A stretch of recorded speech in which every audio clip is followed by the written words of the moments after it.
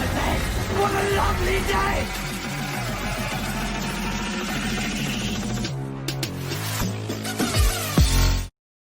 Welcome to Flat Earth Debate, Uncut and After Show.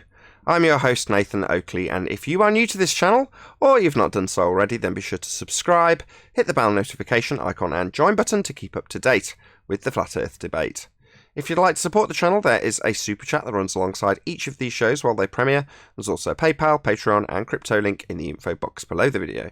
Speaking of Patreon, I'm going to do a quick shout out to all of you who do support me on Patreon. So a massive shout out to Neo the One, Lost Cat FE, Rob W, Open Minded, Reese Pound, Del West Watson, Mike, Muted, Dick Earth Skeptic, Chris Hillman, NA Literalist, Maria Neelands, Unbelievable Productions, Blue Ridge Ranger, Rob H, Burn Fat Till My Stomach Is As Flat As the Earth, Nathan Thompson, The Real Gabster, Wind Rider, Missouri Bear, Henrik86, Liam Nedrick, Erwin Jennisons, Abraham Mohammed, Dave Rakia Gafford, Naibai, Adrian Quintana, Skeptic936, Life is Short, Fireball X, Felix Hung, TheFlatEarthChannel.com, Texas Mike, Edwin Johnson, Kirsten Smith, Alexander Main, Dave Wayne Foster, and Dank. So a massive thank you to all of you for supporting me on Patreon.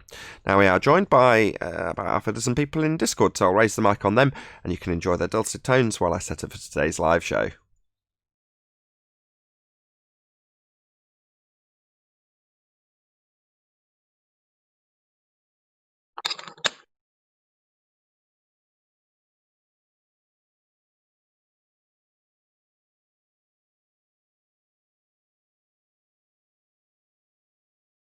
Did anybody catch Glowbusters? I watched it a little bit. I don't really of it, watch not so very much. Oh, it was making me sick. They were talking about the ether. Oh, God. Yeah, I think, yeah. He, Oh, he that has always not learned makes me his lesson nauseous with when that they do that. gyroscope. the ether. I don't understand He why said they experiment need an about 3 ether. times.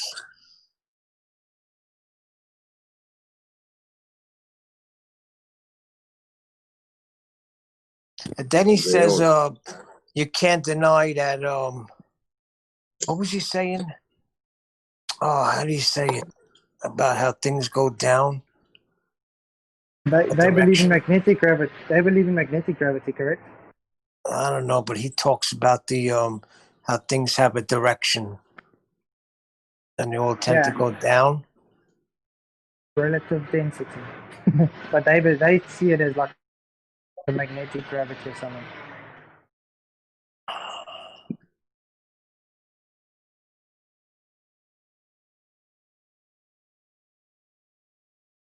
Good morning. Good afternoon. Good morning. What's your vector, Neil? What's your vector? What's your vector, Victor? Yeah, I used to like Are you all Glowbusters, plumb? but I can't take it no more. Well, don't let it get you down. Just stay plumb. Ether's this and ether's that, and I things use have that all. That's part of the English language, though. It's either this or either that. Just because he pronounces it ether, don't get down on him. you say potato, I say potato. There you go.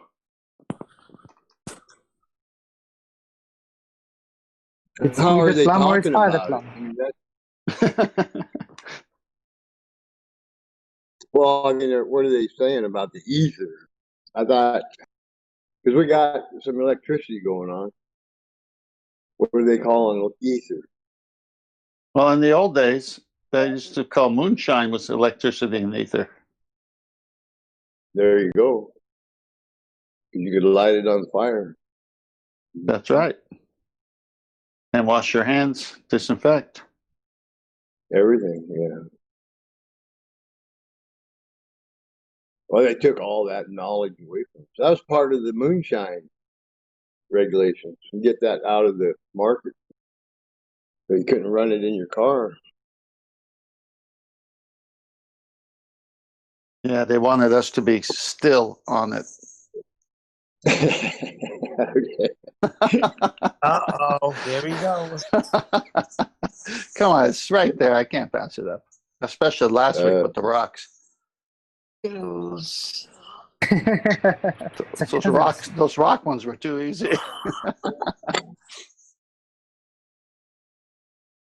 And the thing is, you could see the guy's face when she talks about it. It's like, oh, My she's cousins. talking rubbish. Yeah, just over the weekend, I sat on my cousin.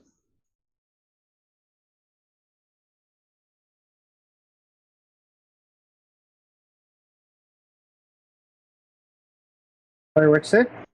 I said, over the weekend, I sat on my cousin.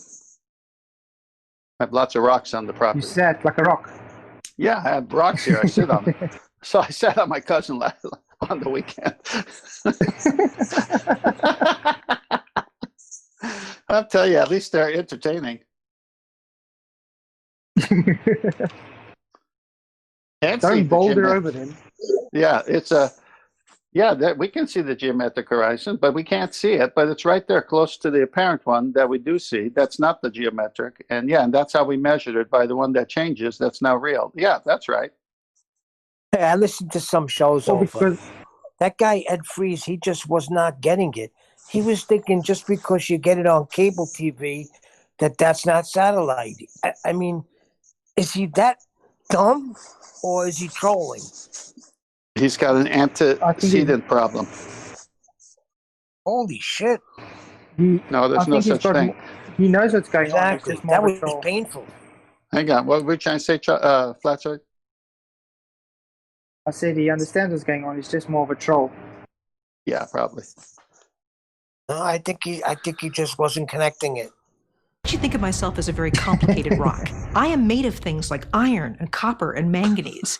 When you sit down on a mountainside and you're there with a rock, those are your cousins too. Great timing, man. Great timing. She really bowled us over there. Oh, yeah. So one stage we were hydrogen and we were rocks. And what next? Oh, my gosh. What's funny is that they'd rather believe that than in a creator. Sure, because then they can be their own creator. You see that's the whole thing about their religion itself. So they have to have any kind of excuse to be self-living. Yeah, but you're only lying to yourself because everyone's going to stand before him. Even if you got skeletons in the closet, I mean, you're just lying to yourself. Well, that's what they're doing. They are lying to themselves because they don't want to stand before a creator. But intuitively and internally, everybody knows you can't come from nothing. That's what I'm saying. Like, do they think they're just going to, all right, if I believe this and I denounce that, I'll be okay? Yep. Yeah, that's the self-delusion, the self-deception. God. You see, they got a mentality of, like a little 4-year-old that's a spoiled brat. I think it's that way. That's how it's got to be, type of thing.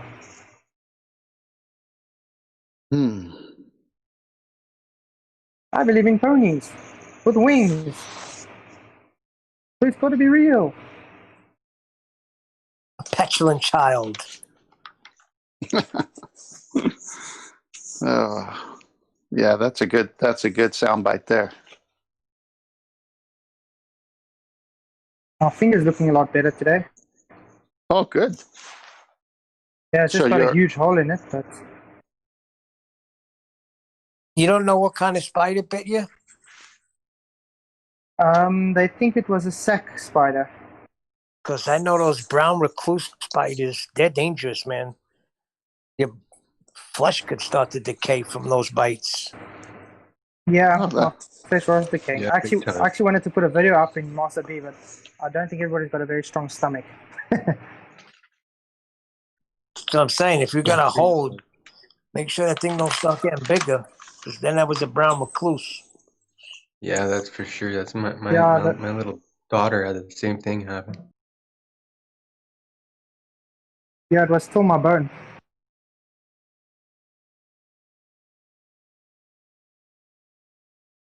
You back to work? Yeah, been here the Okay. whole time. Just taking very strong medication and going on. But I'm a better now today. So if the paint job comes out a little different, it's because of the strong medication or the hole in your hand? No, it's because the earth is moving underneath me.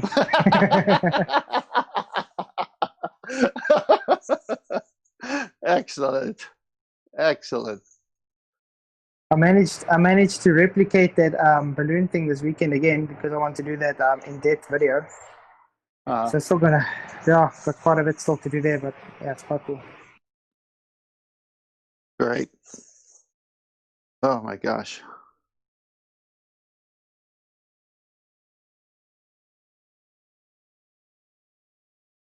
Well, I got good news. I'm going to be have one more grandchild again. Congratulations. That's awesome. This is your Congratulations. 11th. Your That's 11th, number 7. That's number 7. 7. Yeah, 11 is at the roll of the dice. 7, 11.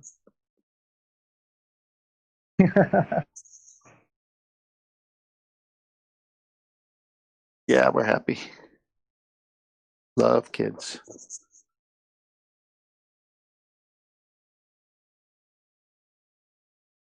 I had to do the show out of my man cave because I had, visitors. I couldn't do it out of my spare bedroom because I'd wake them up in the room next door. So I was in my man cave where I have an old globe when I started investigating all this stuff. And there was an old globe that someone got at a thrift store. So my oldest granddaughter comes in and says, "Wow, I haven't seen this thing. This is the globe." And I go, "Yeah, that's just a fake model. Don't worry about it." She looked at me and I go, "Well, you know what I mean, right?" She nods her head.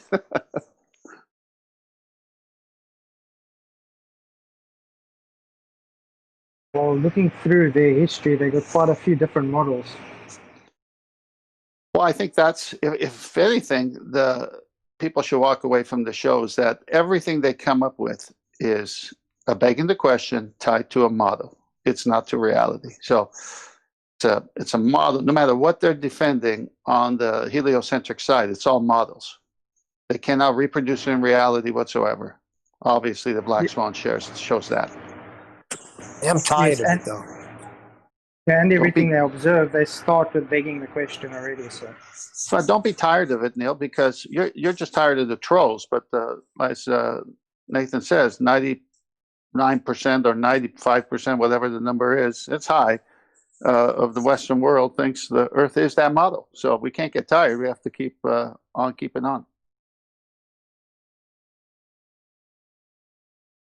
Don't mind the trolls. we'll eventually get through to the other people, the normies.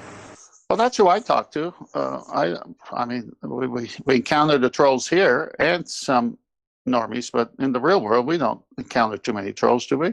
I don't. Hardly any. No, but it's interesting how mostly everybody's got the same response. Well, that's the programming. No? Well, Yeah. of course, that's the programming. We got to break through the programming by putting a seed of doubt in their mind by asking one of the housekeeping questions. Yeah, like when my brother first told me about this, what was it, like 2016? I hit him with everything. I was like, "Are you nuts? What about NASA? They got pictures, they got satellites, we got GPS now." It's like I hear every time you hear somebody new confronted with it, it's like I hear myself 4 years ago. Mm-hmm. Okay, well then you know the journey they have to go through. Didn't take too long though. I think it was like a week or two of just looking into stuff and So doing my own observations. what was the strongest argument that made you doubt and you were restless at night and you really couldn't go to sleep? What was the strongest? Well, the whole gravity thing, the way the helium balloon when you first look into that, and then how far you see. The what was that? the Chicago skyline thing. Yeah. I started thinking about it a lot then because I live up in the mountains here, so I started going and with the drone and stuff and looking at some stuff, and then I used to see like driving from Jersey to New York. I'd be like, how can I see the whole New York skyline from here? I'm at least 40 miles away. Yeah. So you actually took their math on the presupposed curvature, and you saw further than the curve would allow you to, and that's stuck. Right, and then that boats, when you first see the boats, how they zoom back in. Mm-hmm. I was like, wow, okay, we might have something here. Yeah, it's And then when I optical. heard Nathan with the I forgot how he says it. When you're presupposing the sphere, if Earth is a sphere, then I'll see star rotations because there was that star rotation going on, southern stars and northern stars. Mm-hmm. And then I heard Nathan explain that on one of the shows. Oh, you mean if you It's turn like- around? No, like if the Earth is a ball, I'll see star rotations. Oh, I see star rotations, so therefore the Yeah. Earth is a sphere. Yeah. Takes people quite a long So time it's- to relinquish that particular affirming the consequent form of logical fallacy. That's it, affirmative consequent. When I heard you say that, I actually heard you explaining it to what's her name, Roxanne. I caught that show when they interviewed you. Okay. Yeah, JLB Sounds still like hangs on to it. that. Bless him. It's because there's a natural assumption that it's already proven beyond doubt. So to start with the assumption in most people's mind is perfectly legitimate. Well, we already know it's a sphere, so I'm going to start at the top of the sphere, look at the stars, and then I'm going to go to the bottom of the sphere. I already know it's a sphere, so I'm going antipodal to where I began when I make this star observation. And you go, that's you assuming that you've just travelled antipodal though, isn't it? You're assuming that your journey, when at no stage during that journey did you observe anything remotely like being on a sphere, but you assumed when you got to the end of your journey that you were at the other side of a sphere. Well, why have you assumed that? But most people don't recognise that they've assumed that that journey has taken place on a sphere only in their mind because they've told themselves that they've arrived antipodal from where they began. But that's the only thing that they've done. They've just assumed it. And then because they've assumed it, they say, well, because I see these star rotations and they're on the other side of a sphere, it's like if you could only hear yourself with your words paraphrased back to you. So you're saying because you've gone to the other side of the sphere that you're assuming, therefore the star rotations prove you're on a sphere you're assuming. And when people hear it back to themselves in their own words sort of paraphrased in such a way that makes it obvious that they're just making an assumption that they're on a sphere to make this declaration that star observations prove they're on a sphere, it suddenly doesn't sound so strong. Whereas before that, like at the beginning of the arguments, I was like, oh, that's going to be a tricky one to figure out. How are you going to get around that? And then you start looking into logical fallacies and go, hang on a second. Most, if not all of these arguments are logical fallacies. And then as time progresses, you realise all of them are begging the question. There isn't any exceptions. They're all based in that first believe your own premise is true before you make any assertions, and then base your assertion on the assumption that your premise is true, and you're going to be assuming it in your example. That's all of them. That's every single globe proof ever. Yeah, my son understands that. Because when I broke that down to him, he understands that, and he doesn't do that anymore. You have to prove you're on the globe first, right? Well, I think we all would know it because their math of their model puts it out at 1.22 miles at 1 foot observer height, right? So they're saying a 6-foot man standing up could only see 3 miles. So that for a long time, they were saying that's Earth curve there. So now if you go by their math, just a nice little airplane jump will show you the curve because you'll be high enough to see it. You'll see the arc, but we never see it. And then they say you can only work on a sphere. the southern stars. I heard that the other day too. Yeah, but this That- can only work. Yeah. That's a justification for their begging the question fallacy. So they're saying this can only work on a sphere. In other words, you must accept that I assume the sphere in this example and then demonstrate it based on my assumption because it only works on my assumption that it's a sphere. So you must accept it in my example. Obviously, Then you here know we what just they go, come back with then, right? obviously we shut that down immediately. This can only work on a sphere, so we're automatically all going to assume we're on a sphere for this example then. No. Then Well- they turn and say, well, how does it work on a flat Earth? Real Full simple. stock. So yeah, here we go. Full repertoire. So from begging the question and like with Craig, a prevention of them affirming the consequent with their begging the question, it moves on to false dichotomy and burden of proof reversal fallacy. So what's your model do by comparison? And how do you prove my claim of star rotation? I'm not making a claim about star rotation proving anything. So I don't have to justify it. It's their claim. Now they claim it with an affirming the consequent formal logical fallacy and a begging the question fallacy that they're on a sphere. That's nothing to do with me. That's not my claim. So sod you if you think I'm going to suddenly justify star rotations. I'm not. I'm not making a claim about it. You are. It's fallacious. It assumes your outcome. Globeheads, that is. Proves nothing. Well, for a long time, they were saying the boats disappearing bottom up was due to Earth curvature. And it can only work on a sphere. Then we find out they don't. So it's not. It's working on a flat plane. Yeah, well, But it's we fell optical. into that trap too when we were doing the Isle of Man. You only have to go back and listen, and we haven't recognised it yet. We haven't recognised that every single time we enter into a discussion about what should or shouldn't be there based on the begging the question, proof of nothing, perspective hijacking, Earth curve, mathematics, we're also basically buying into their begging the question fallacy. We're entertaining it. We're in the fallacy already. What does this do on a sphere? Well, why are we assessing what it does when we assume we're on a sphere? Well, because that's how their proofs work. Now, slowly but surely, we've pointed out that, number one, it's a begging the question fallacy. They're assuming their outcome. R is the heart of that declaration. The R value is an assumption beyond all reasonable certitude. It is absolutely declared by them to be an assumption. They justify it. Well, it's perfectly acceptable to assume that we're on a sphere. We know we're on a sphere. In other words, declare the begging the question fallacy as a defence.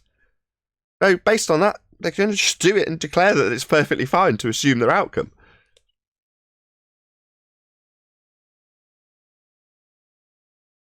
Yeah, the begging the question, proof of nothing perspective hijacking curve calculator is just a magic trick to get you, the opponent, to immediately lose the moment you start qualifying how much should or shouldn't be there on a sphere. So we're all in acceptance and agreement that whatever that calculator says is going to be on a sphere then.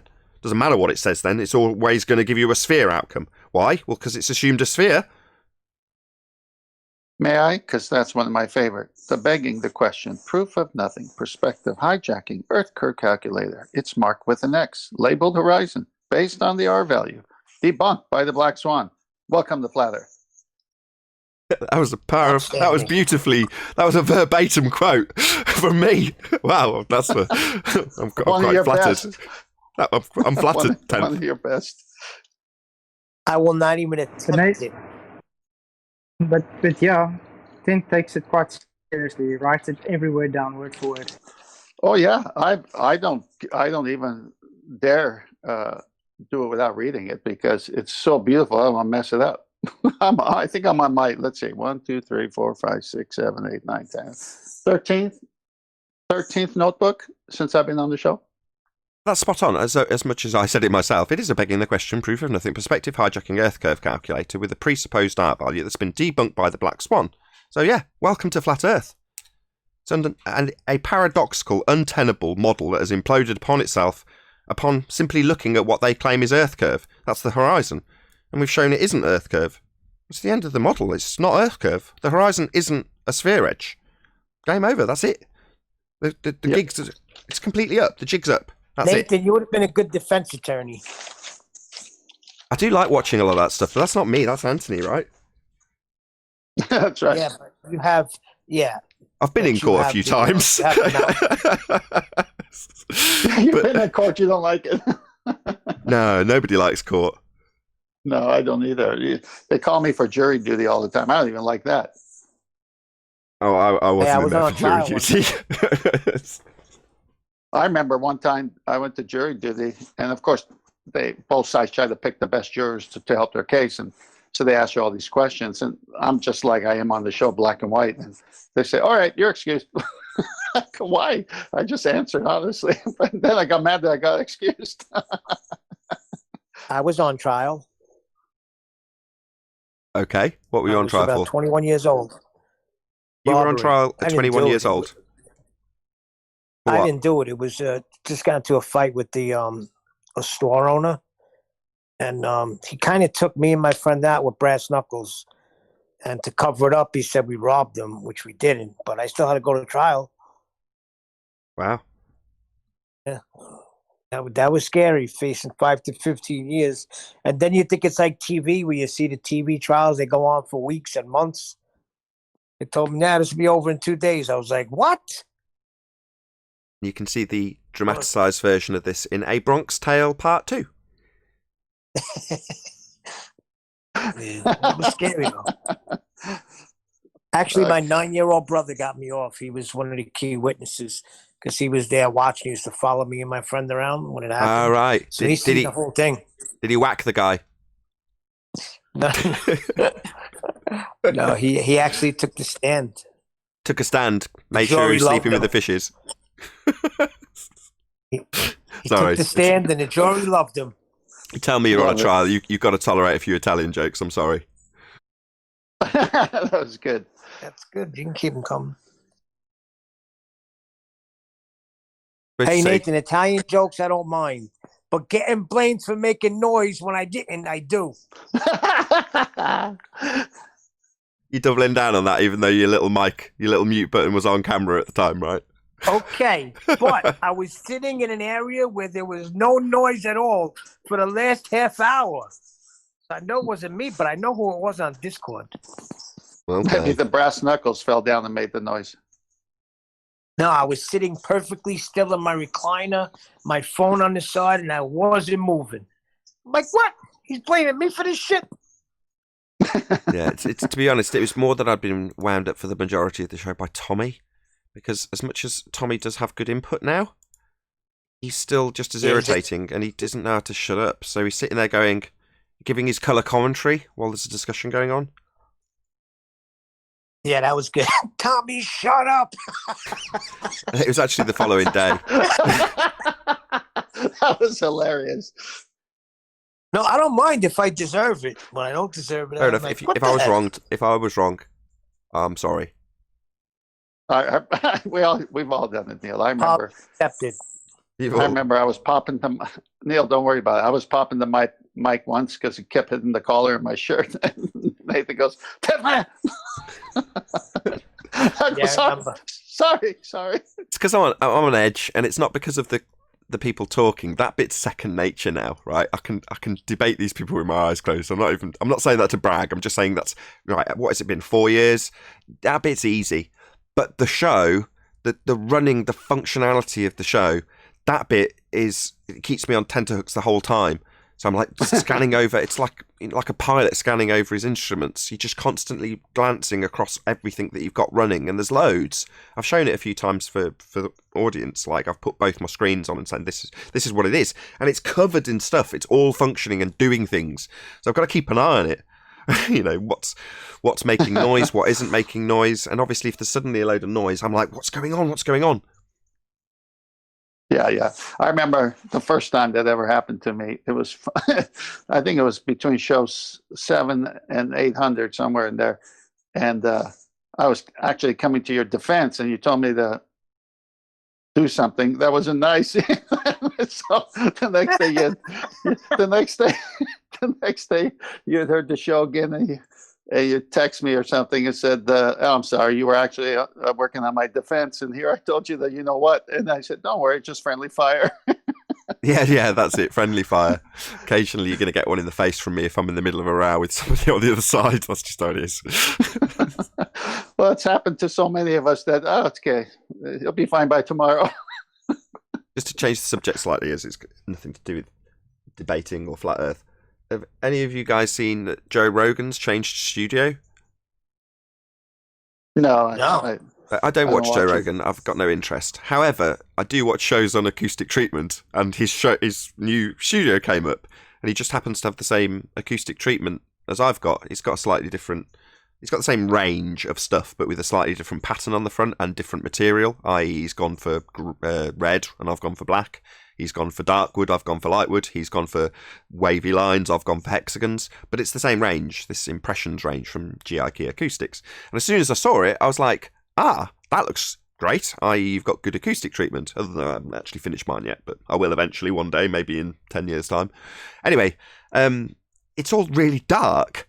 So I looked at it and I was like, that looks rough. It looks really dark. Why hasn't he got a shed load of lights everywhere if he's just kitted this room out? Why aren't they all pre-wired in? And then it cut to a shot of him actually doing his, I don't know if it was his first show, but one of the shows there. And it's framed terribly. He's got like the guy he's interviewing halfway down in the shot.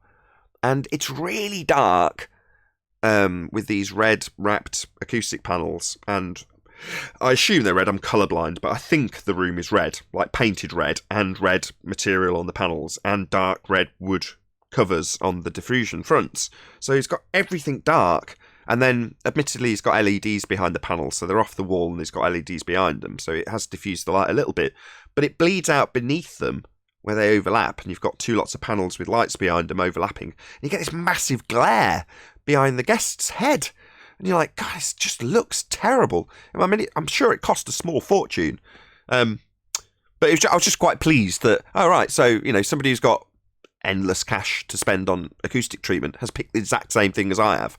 After hours and hours and hours and hours and hours of research, literally thousands of hours of research, because it's expensive, right? You want to know damn sure that if you're going to spend £100 on something, it's going to be the right thing. And that's how much each of these panels costs, like 100 to 200 quid. So they're not cheap, considering I've got about 30 of them. You can add up how much it's cost over a prolonged period. It's a lot of money. And to see someone else that's professional using the same thing, you're like, good. That tells me I've invested wisely in something that I can hopefully keep for 10 to 20 years that will always perform good enough for the professionals to be using it. So I'm just quite pleased. Couldn't give a crap about his content, but he's got my same acoustic panels. So wow, Joe Rogan, thumbs up. Well, He knows about you from Eddie Bravo. I'm sure he's listening to some shows. I got a comparison for that. Neil's got a Mercedes like that real PhD guy. Talking of Eddie Bravo, when I wake up, I tend to do a few things like go through my stats and various other things, check the channels fine, all those sorts of things. This is obviously my job, so that's what I do when I get up and start working. One of the things I'll always note, not because I want to, but because they strap on to part of the statistics section, most recent comments, and they give you 3 of the most recent comments in Studio, or whatever it's called, the stats bit. And I noticed the top comment said words to the effect of, I can see from Social Blade when Nathan's buying subs. He gets X amount, I can't remember the amount he named, and then nothing, and then X amount. And I thought, yeah, I only grow when someone like Eddie Bravo shouts me out, and then I'll grow, right? Other than that, it's like, it strips and drabs. It's just a very slow amount of growth, and then a big amount of growth. And that's just how it is for me, because we're not massively promoted. So massive shout out to Eddie Bravo, and to the guy commenting about me or suggesting the idea that I'm buying subs. I'm not interested in buying subs. I'm only interested in having actual people who want to watch the content, because I'm interested in the stats. And if I start buying subs, which I know some people do because they're vain, it skews your stats. You don't know how much you've actually got in terms of retention and audience figures from real people if half of them are people you've paid for. So there's never going to be a time ever that I'm going to be even remotely tempted to buy subs. But in terms of my sporadic growth, yeah, it is. Please share the show and please subscribe if you haven't already. Anyway, that's to my second channel audience. I'm about a minute late, so I better get going. Let's get this show on the road. Where's my like button gone? There it is.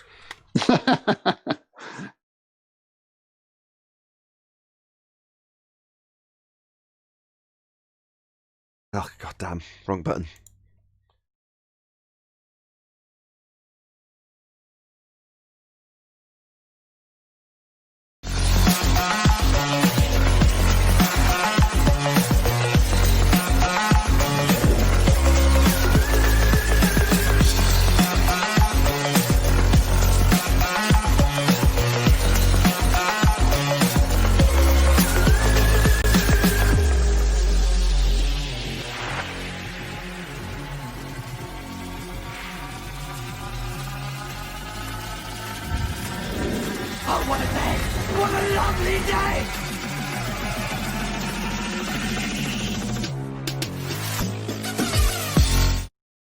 Welcome to Flat Earth Debate Live. I'm your host Nathan Oakley, and if you are new to this channel, or you've not done so already, then be sure to subscribe, hit the bell notification icon and join button if you'd like to become a Nathan Oakley 1980 channel member and keep up to date with the Flat Earth Debate. If you'd like to support the channel, there is a super chat that runs alongside each of these shows while they are live. There's also a PayPal, Patreon and crypto link in the info box below the video. Most importantly, if you'd like to join the discussion, simply mute the page you are currently watching, then click the link in the info box below this video to join the panel and express your views on the nature of Earth. If you do join, please don't swear. If you do, you'll be ejected, and if you are, please don't try to rejoin the stream using sock accounts. You'll be warmly welcome back on the next stream. Please also share the show on social media. Sharing the show obviously increases the live audience, but this in turn increases the chances of a more diverse panel, so please share the show on Facebook and Twitter. One last time, if you're new to the channel or you've not done so already, how dare you, then be sure to subscribe, hit the bell notification icon and join button to keep up to date with the Flat Earth Debate.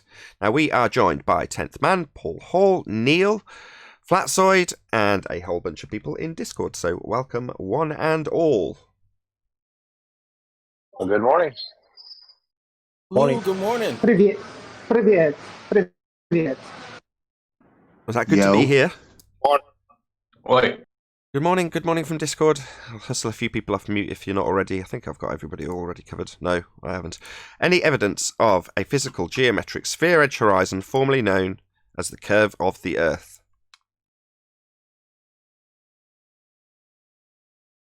I think that silence speaks for itself. Not in Oklahoma. Say again, Flatzoid? You're very quiet.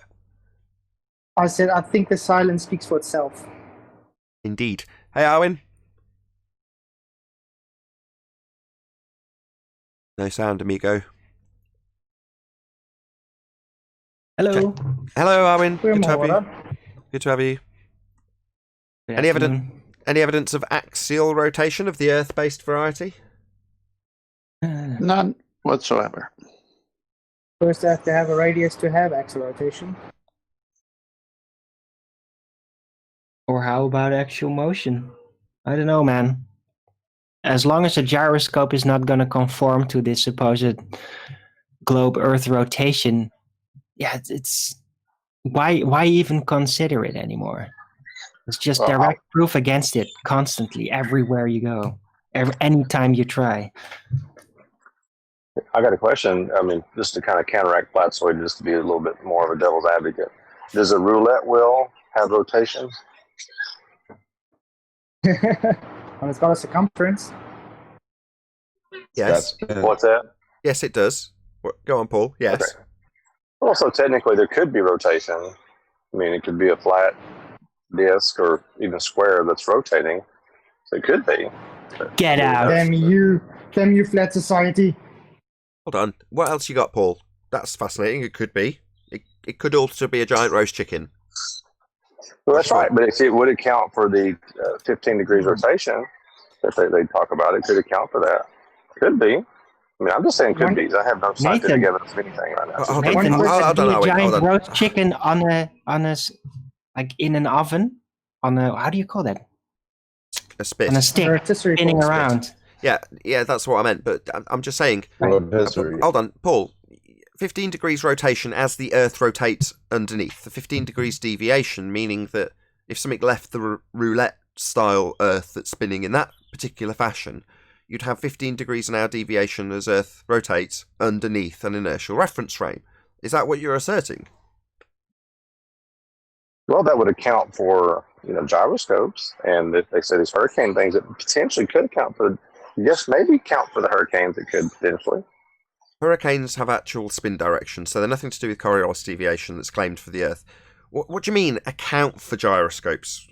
A gyroscope isn't something I generally need to account for. I'm not walking around in my day or driving in my car or flying in an aeroplane concerned with a gyroscope or what it's doing. What's your point? I don't understand, Paul. Oh, I'm just spitballing here, by the way. I have no idea. It could be. But if it's not, there's nothing else accounting for it, then it probably is not happening. So if it doesn't happen somewhere else. The gyroscope. Can Can a gyroscope spin the opposite direction? What? Why are we suddenly talking about It's gyroscopes? Is there any evidence Doesn't that matter Earth's which turning? direction a gyroscope is spinning. Because Bob from No, the Globebusters Earth's was not talking about spinning. No, it's not a gyroscope. The It's a Earth's ring not laser spinning. gyroscope. Hold on, I've heard Bob from Gyro. What? Correct. He was talking about it yesterday on Globebusters and about ether and about gravity. It was sickening, actually. Yeah, luminiferous ether. Fully dedicated episode. That's We're right. going all over the place. Just stick to one subject. We're talking about axial rotation. I've heard Bob and gyros. What about them? Somebody lay it out for me. They're jank. Mechanical gyros have nothing to do with Earth spin. Yes, they do. Mechanical gyros specifically would prove Earth spin if it were, but they But don't. if you spin it opposite No, they direction, wouldn't. would it still have a No, it doesn't matter. the opposite direction? No. The spin of the gyro doesn't matter. You can spin in any way, any direction, from any angle. It doesn't matter. That's not the thing that it does. That's not its special quality. The quality is that when it is spinning, it will stay in that exact axial rotation orientation. That's its unique property. It doesn't matter which direction it's spinning at. Correct. It's rigid What's in that its got to do with the axis. Earth? That's Hold its on. unique Let trait. him finish. Yeah, Arwin's correct. Just carry on, Arwin. You're correct. Yeah.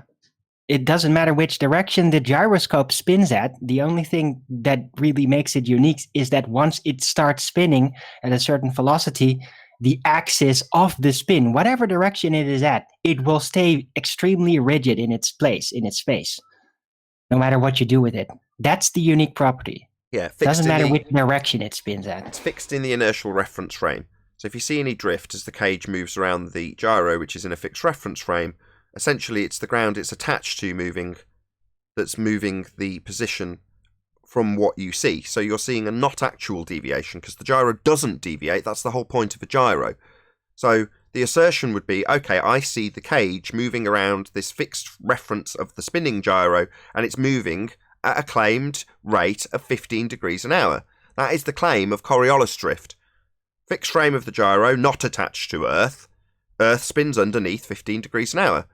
But if that was the case, and a gyro's demonstrating 15 degrees an hour drift as Earth rotates underneath, then Earth is rotating underneath things that aren't attached to it. Therefore, you launch a drone and go, oh no, it's drifting away from me at 1,000 miles an hour on the equator. Anybody experience that? No.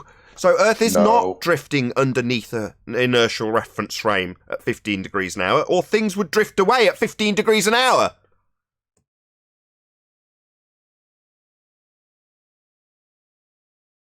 Is that enough covering of this gyro? So this is old news. So apparently a 15 degrees an hour drift of a fibre optic gyro was observed about 18 months ago. At the time, Netflix were covering quite a number of flat earthers, including Mark Sargent, Bob, who we're talking about from Globebusters, Patricia Steer. A whole bunch of them were being covered by Netflix. Now, it's not Netflix, it's a production company that eventually sold their material to Netflix, but that's not the point. Now, during that, a conversation was overheard because the assumption that Arwin has detailed, which it would not drift, was asserted. And then, apparently, drift was observed in the gyro. And that was a big problem. Not really, because if it's drifting underneath, as asserted, with Coriolis effect based on an Earth that's turning underneath at 15 degrees an hour, then flight times would be reduced, drones would drift away from you, hot air balloons would go into the air and land in a different country, because Earth's turning underneath, right? According to that claim. So this claim that Bob proved anything is ludicrous. He didn't prove Earth spinning underneath an inertial reference frame at 15 degrees an hour. If it did, then anything that left Earth would have Earth turning under it at 15 degrees an hour. That's the whole point of the claim that they're saying he proved. It's ludicrous. It's absurd. He did not prove that. Yeah, I just don't think Bob comprehended what he was talking about. Yeah, he didn't prove shit. But it's a good point, Nathan, but it's also he didn't use a physical gyroscope, which is the specific type of device that has that unique momentum property, that rigidness. Ring laser gyro doesn't have physical parts moving around. Yes, it's that's maybe. Doesn't. But you can take it either way, Arwin. You can take it as no, Therefore, it's not demonstrating the same as we've seen on multiple occasions. You know, John Savage has got lots of videos of gyros not drifting. Yeah? Well, okay, so that's what we observe in a physical mechanical gyro, that we can actually see what it's doing and we know how it works. Then we have a gizmo, a fibre optic gyro, a very expensive gizmo. And it's claimed to be very accurate. And it does show 15 degrees an hour drift as it's claimed Earth turns underneath. So, if you take it as that particular side, they say Bob has proven Earth turns underneath at 15 degrees an hour. Why aren't flight times reduced? That's Coriolis drift. The drift you're seeing in the gyro is not actual deflection. The gyro's got a fixed frame of reference. Gyros don't drift. So it's not actual drift. You're observing it seem to drift because you're claimed to turn underneath it. So we should turn underneath aeroplanes and drones and helicopters and anything not attached, which is absurd. If we're going to see 15 degrees an hour drift, we've got to be turning underneath stuff. That's the fact of the matter. When you point that out, they go, oh, no, we won't see drift because... Like, what are you talking about? You just claim it's 15 degrees an hour drift as we turn underneath shit. So we need to see that in anything that's not attached, and we don't.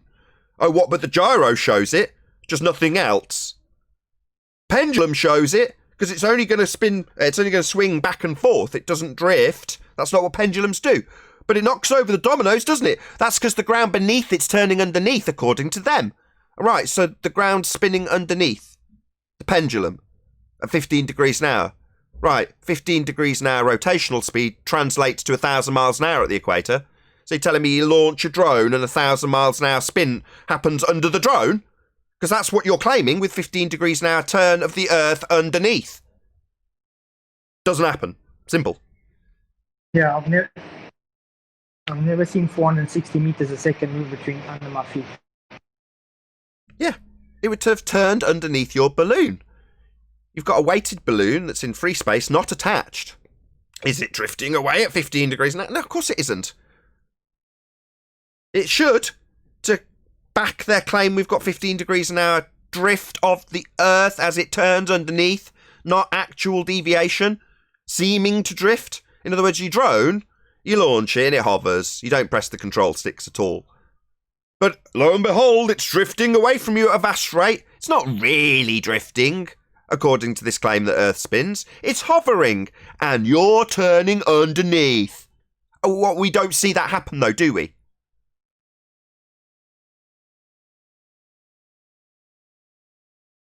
Just summarise this, just to round out so we can move on in housekeeping.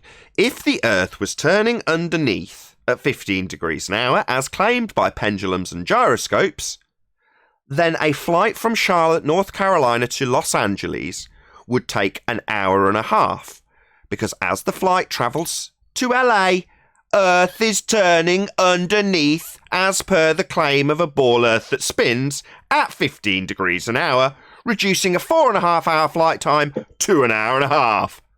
That does not happen. Can you imagine that the Earth might be a ball spinning? Just all the force consequences on the inner ear and everything. It would be like you're on a giant roundabout at all times. Giant there waltzer. Would never be a purely still moment ever, even though it's very slow, supposedly, right? It's going to influence. There's always going to be some level of force subjected to your body, and yeah, inner ear, man. It's going to be a wild ride for life. That's the case. Yeah, your liquid in your ear is going to tell you you're moving. It's going to slosh around as you move. And shout out to YouTube. Used to point out that we were shills because we didn't highlight this enough. Shout out to YouTube. You'd have speed changes. If you've got multiple axes, it's like being on a waltzer. And every time you change direction, like they claim you do in the heliocentric model, not only are we moving around the sun's moving around, what is it, the Great Attractor? You got all this stuff moving in different trajectories, different speeds, changing directions constantly. And the speeds are stupid fast. Mm-hmm. But we don't notice a thing.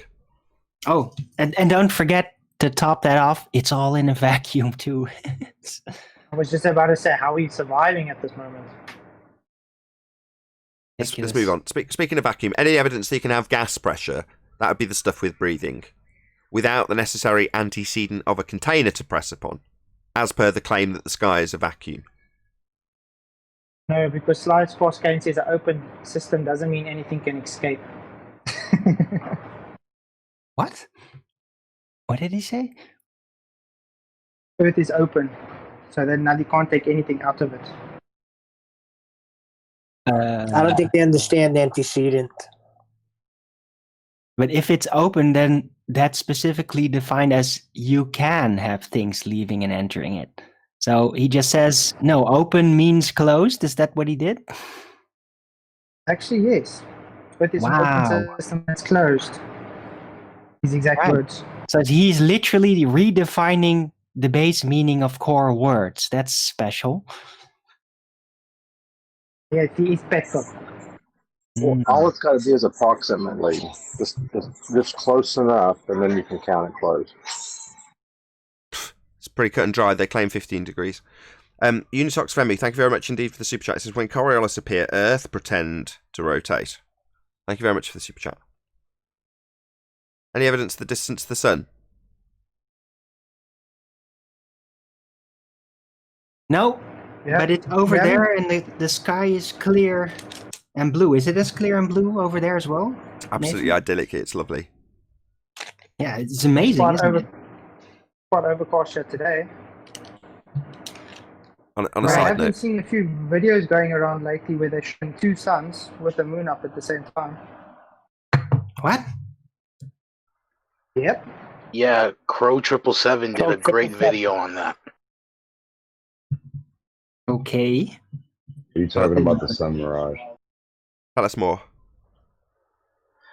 On the video, he's showing where he's using filters to get close-ups of the sun.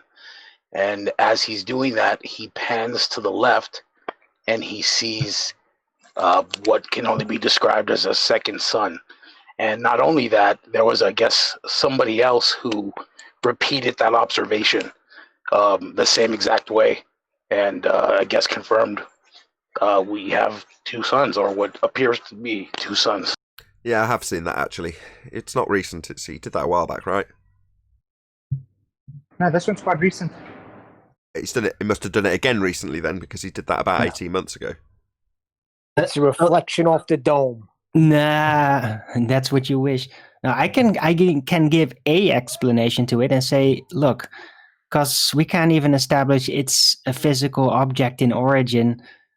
Yeah, this could simply be another holographic side effect of what just happens with filters and lenses. It's no proof that there is two suns. It's no proof that it's coming from either apparent suns, the light, or anything. It's just more mystery on top of it. Did he get any closer to the distance? Nope. Can't have a distance to something that's not tangible. Right. Any evidence for the distance to either suns? Yeah, I'm not necessarily going to endorse this two suns idea. I've seen what he's showing, and he shows it. Feel free to check it out yourself. His channel is, how do you spell it? It's CRROW 777. Is that right? Yes. Crow with 2 R's. Yeah. Feel free to check it out for yourself. He does a lot of interesting observations. He's got a great telescope, got a great setup. Check it out. Crow 777. Any evidence of a self-perpetuating molten iron core at the centre of a presupposed spherical Earth? We've been through this. There's no sphere. So you can't have molten iron core in the middle of it. Yeah, you've rumbled my game there, haven't you? With my presupposed spherical Earth. Any evidence of that presupposition then? R value, the thing they use to claim their globe in every instance. There's evidence against that. You can't see 8 R. miles. What would that evidence be, 10th man?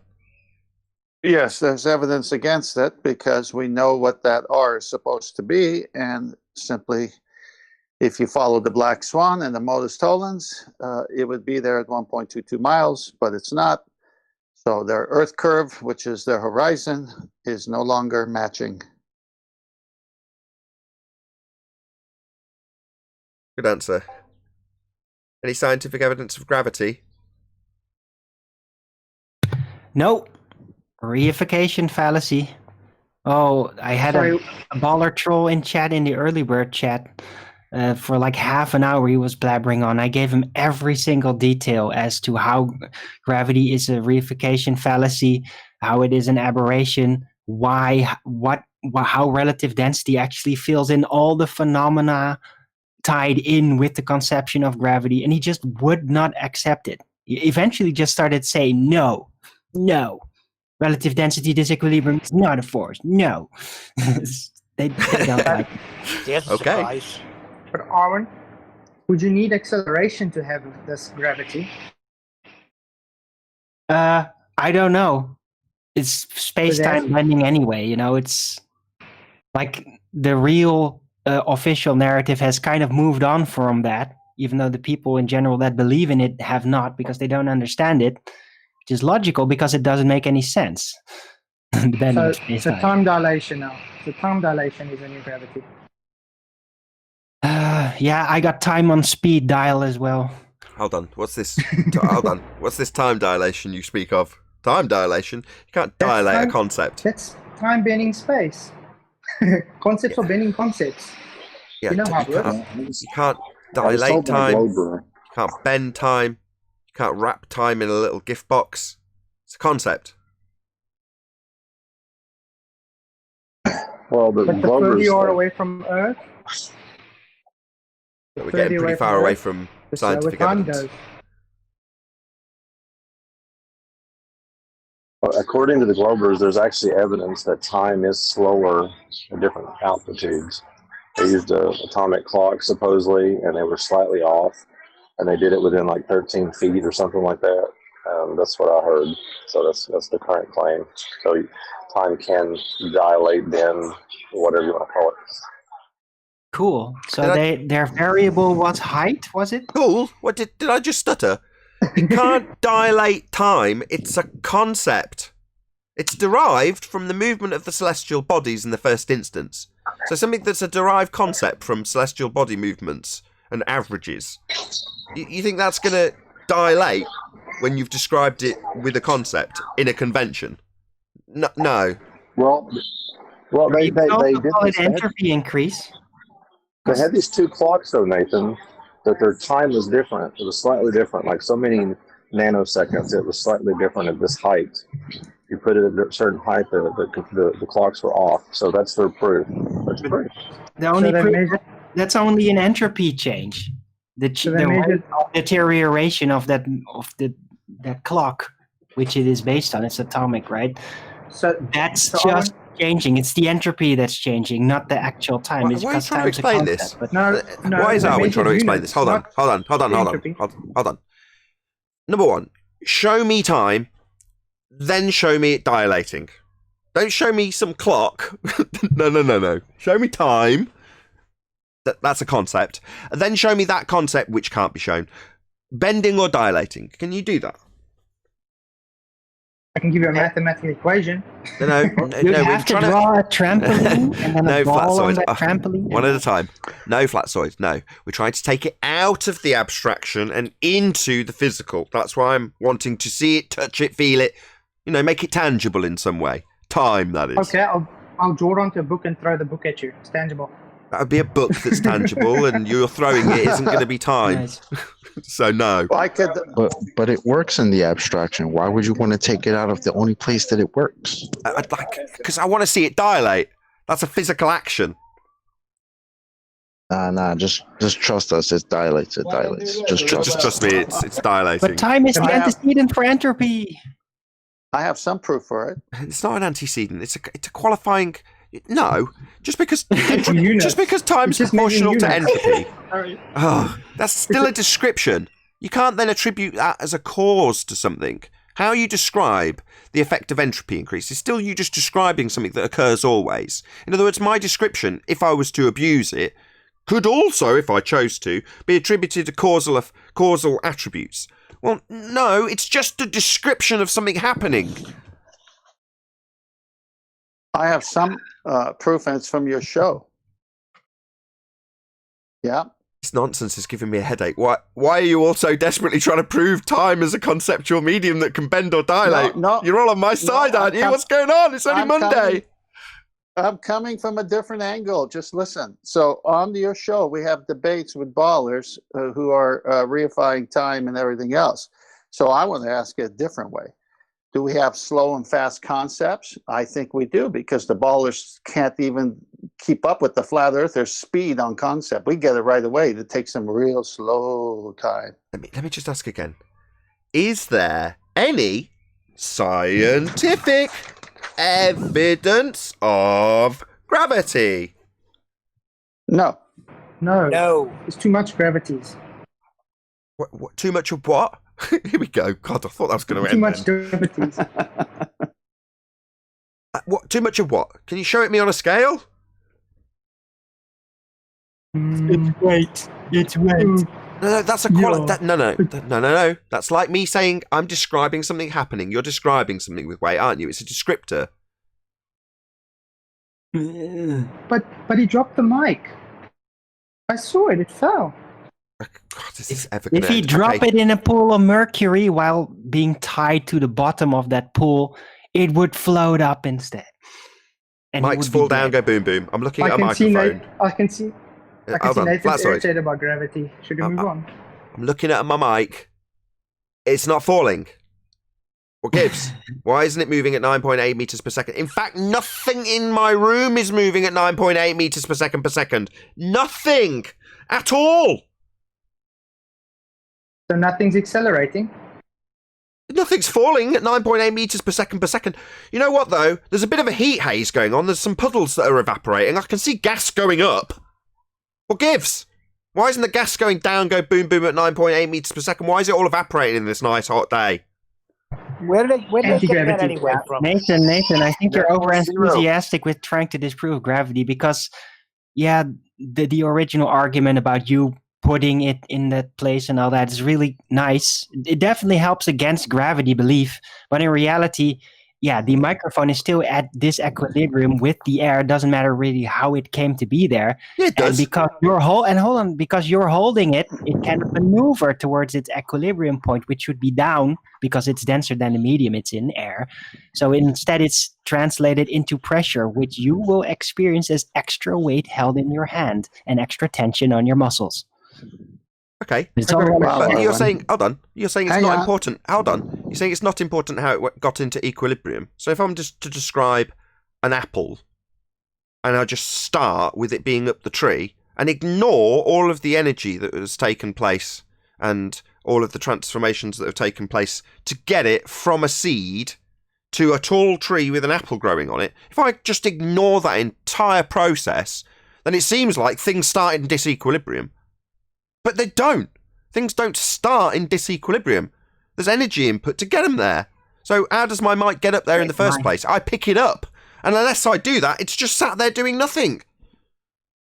Yeah, but all of that's ignored. Of course, but that doesn't prove or disprove gravity necessarily in a direct sense. It disproves maybe the conception that there's always this force field called gravity presence, like the early conception.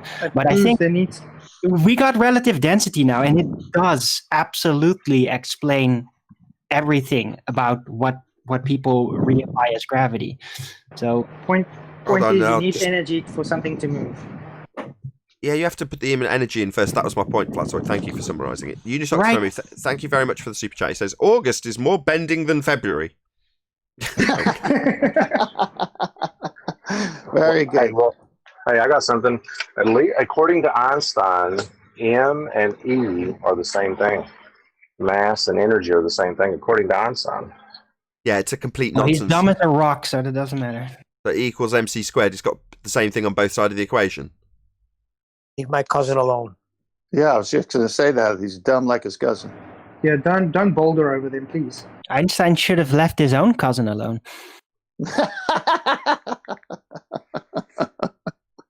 Wow. Anyway, Nathan, your puddle example is a fact that you're just letting off steam. Law doesn't apply to the Earth. 17 March 2020, performing his best impression of George Mooser. You understand they don't exist? He's trying to. The horizontal ray paradox he's talking about is in fact quite difficult But you conceptually to cope understand with. that And they don't obviously, exist. you being stupid, obviously will have no chance. So he's trying to simplify it for people like you who don't understand how light rays work. The point is, ray tracing is used all the time in games and in simulations, and it works. The fact that he uses the word ray is different from the situation that Andrew Young is talking about. We don't live in a fucking you're game. too stupid to understand the difference. We don't live in a game. The only way to We don't live in a game. replicate realistic visuals. Sorry, I just want to Rumpus. Do you understand that they're not real? Rays. Well, they can be treated as real. You don't understand that. You have no understanding of physics or science. You're not qualified to even ask me that question. And video game. Video. What do you think? Do you deny that there are? So when you talk about a ray of light, laser light, then Nathan, are you denying they exist?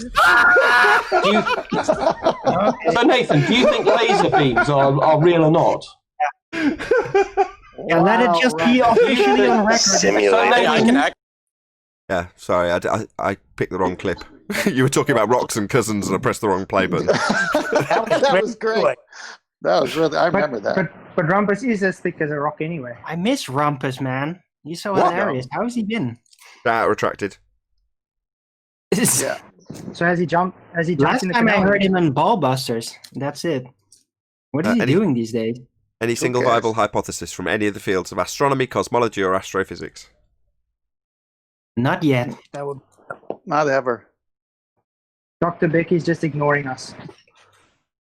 Sabina's ignoring me now. I think Dr. Becky really likes us because we're probably making her quite famous by I don't think so. constantly mentioning. I think she's probably got about in excess of 100 times the amount of subs as I have. So I doubt that, Arwin. No, but that's not a fair representation of the situation anyway. It's just that a lot of people in other places get to know more about her that way. So she'll just get more attention. I one agree. way or the other. Yeah, I If agree. you When just- people make me trolly adverts from the Globe side, typically with a If you string of ad just homs. change, I'm sorry, Nathan. If you just change your studio a little bit, have a PhD diploma behind you, and sit in front of a computer and do it that way, you might get a few more subs. Now she Oh, need don't a forget to put an a app code on. voice interface so she can look more futuristic when she acquires her emails.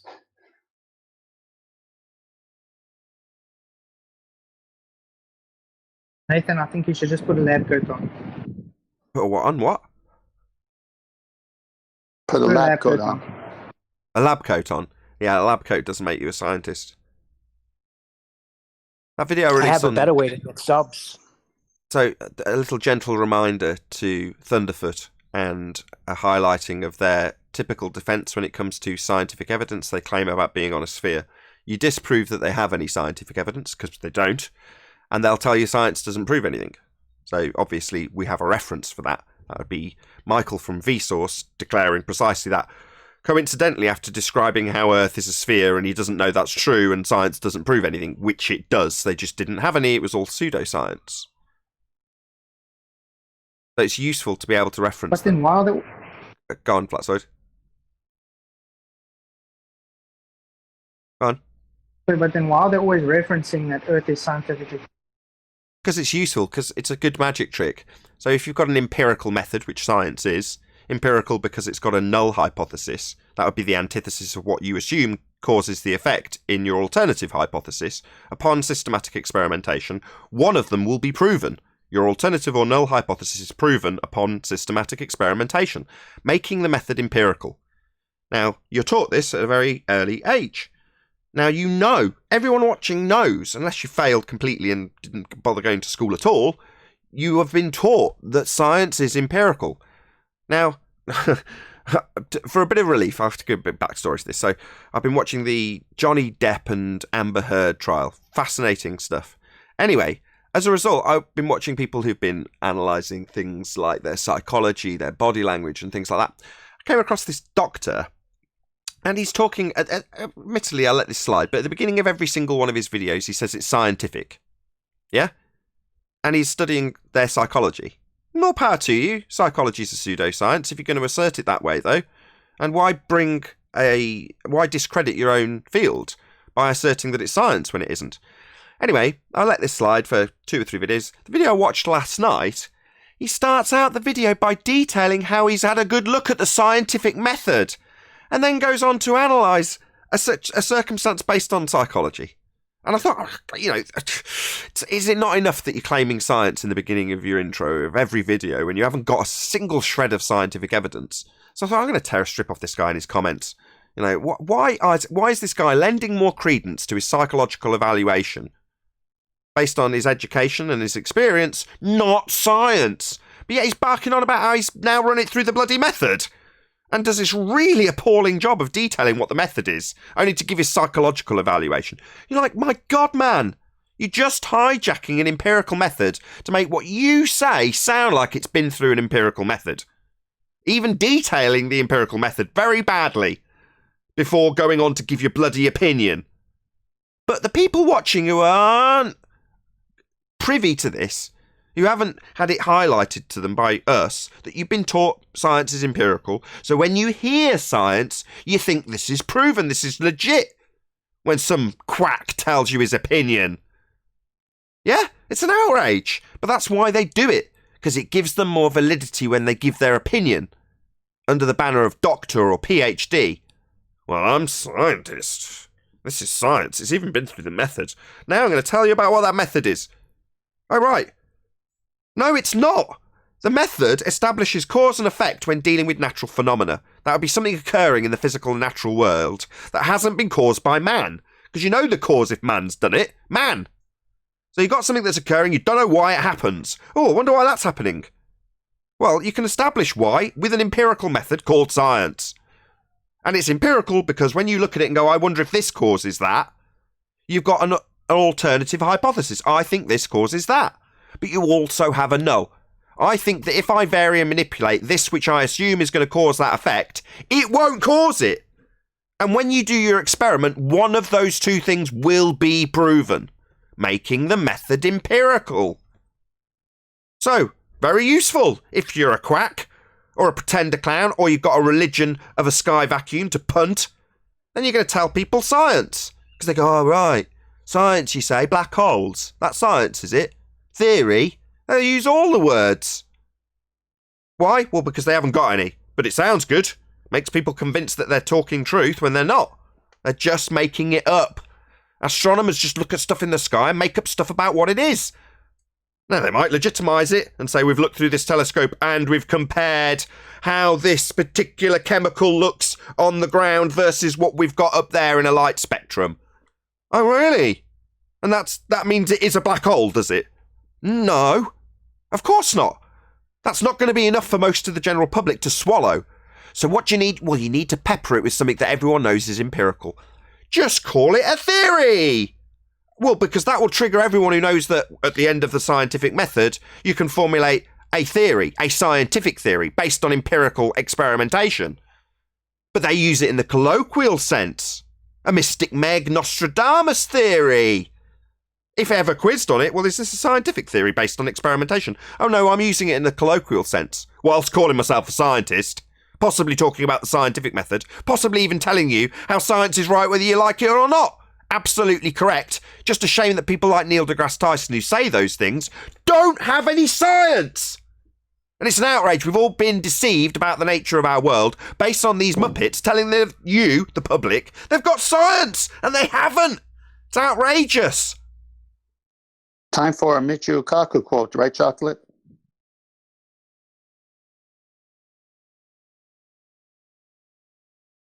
I'm sorry, man. I'm working. What did you say?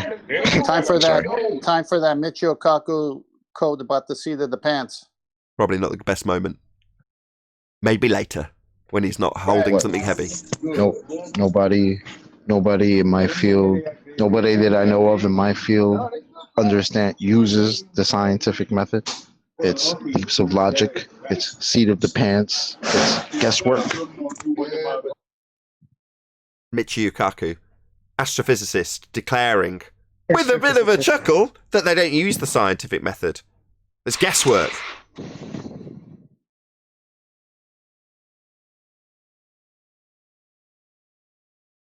Have we had all the housekeeping questions? Gas pressure without a container? Yeah, we had that third. We did. I think we have. I missed that. I think that concludes the housekeeping. Yeah, we did them all. Yeah, I think we've done them all. Not bad. Wow. 3/4 of... No. Yeah, 40 minutes into the show. Not a bad housekeeping session. Oh. To recreate my balloon thing test again. Hey, look, Rumpus is in chat. I needed to... You managed to recreate your balloon thing. Say again, Flatsoid. As I lost quite a lot of the data. But I'm busy working on that video. I managed to recreate that balloon test again. Ace, I can't wait to see it. Like obviously we've seen a snip that you took on your phone, but it'd be nice to see like a proper video with you explaining what it is. Even if it was just that video with you doing an overdub telling you what's happening, that would be good enough for me. But this time I got a camera on a tripod with my phone and everything, so. Yeah, I really can't wait. Obviously, it's going to be a bit more difficult given that you've had a spider bite. You remember, Nathan, the association better. You remember, Nathan, the Association of Geographers, that quote where they say you got to embrace the fiction in your science? Indeed. Why would anyone say that if it was true science? They wouldn't. Because you have to know the difference between what you can measure and what you can't measure. I remember that part. Another shout out to Unitox Femi, who says, if you want to become flat earther, listen, Rumpus. I think what he means by that is Rumpus has converted quite a number of people with his obfuscation and doublespeak to becoming flat earthers. In other words, he set off alarm bells in people to the extent that he's a fundy, and that's caused people to want to become a flat earther. He's actually on the panel. Thanks for the super chat, Unitox Femi. Really appreciate the support.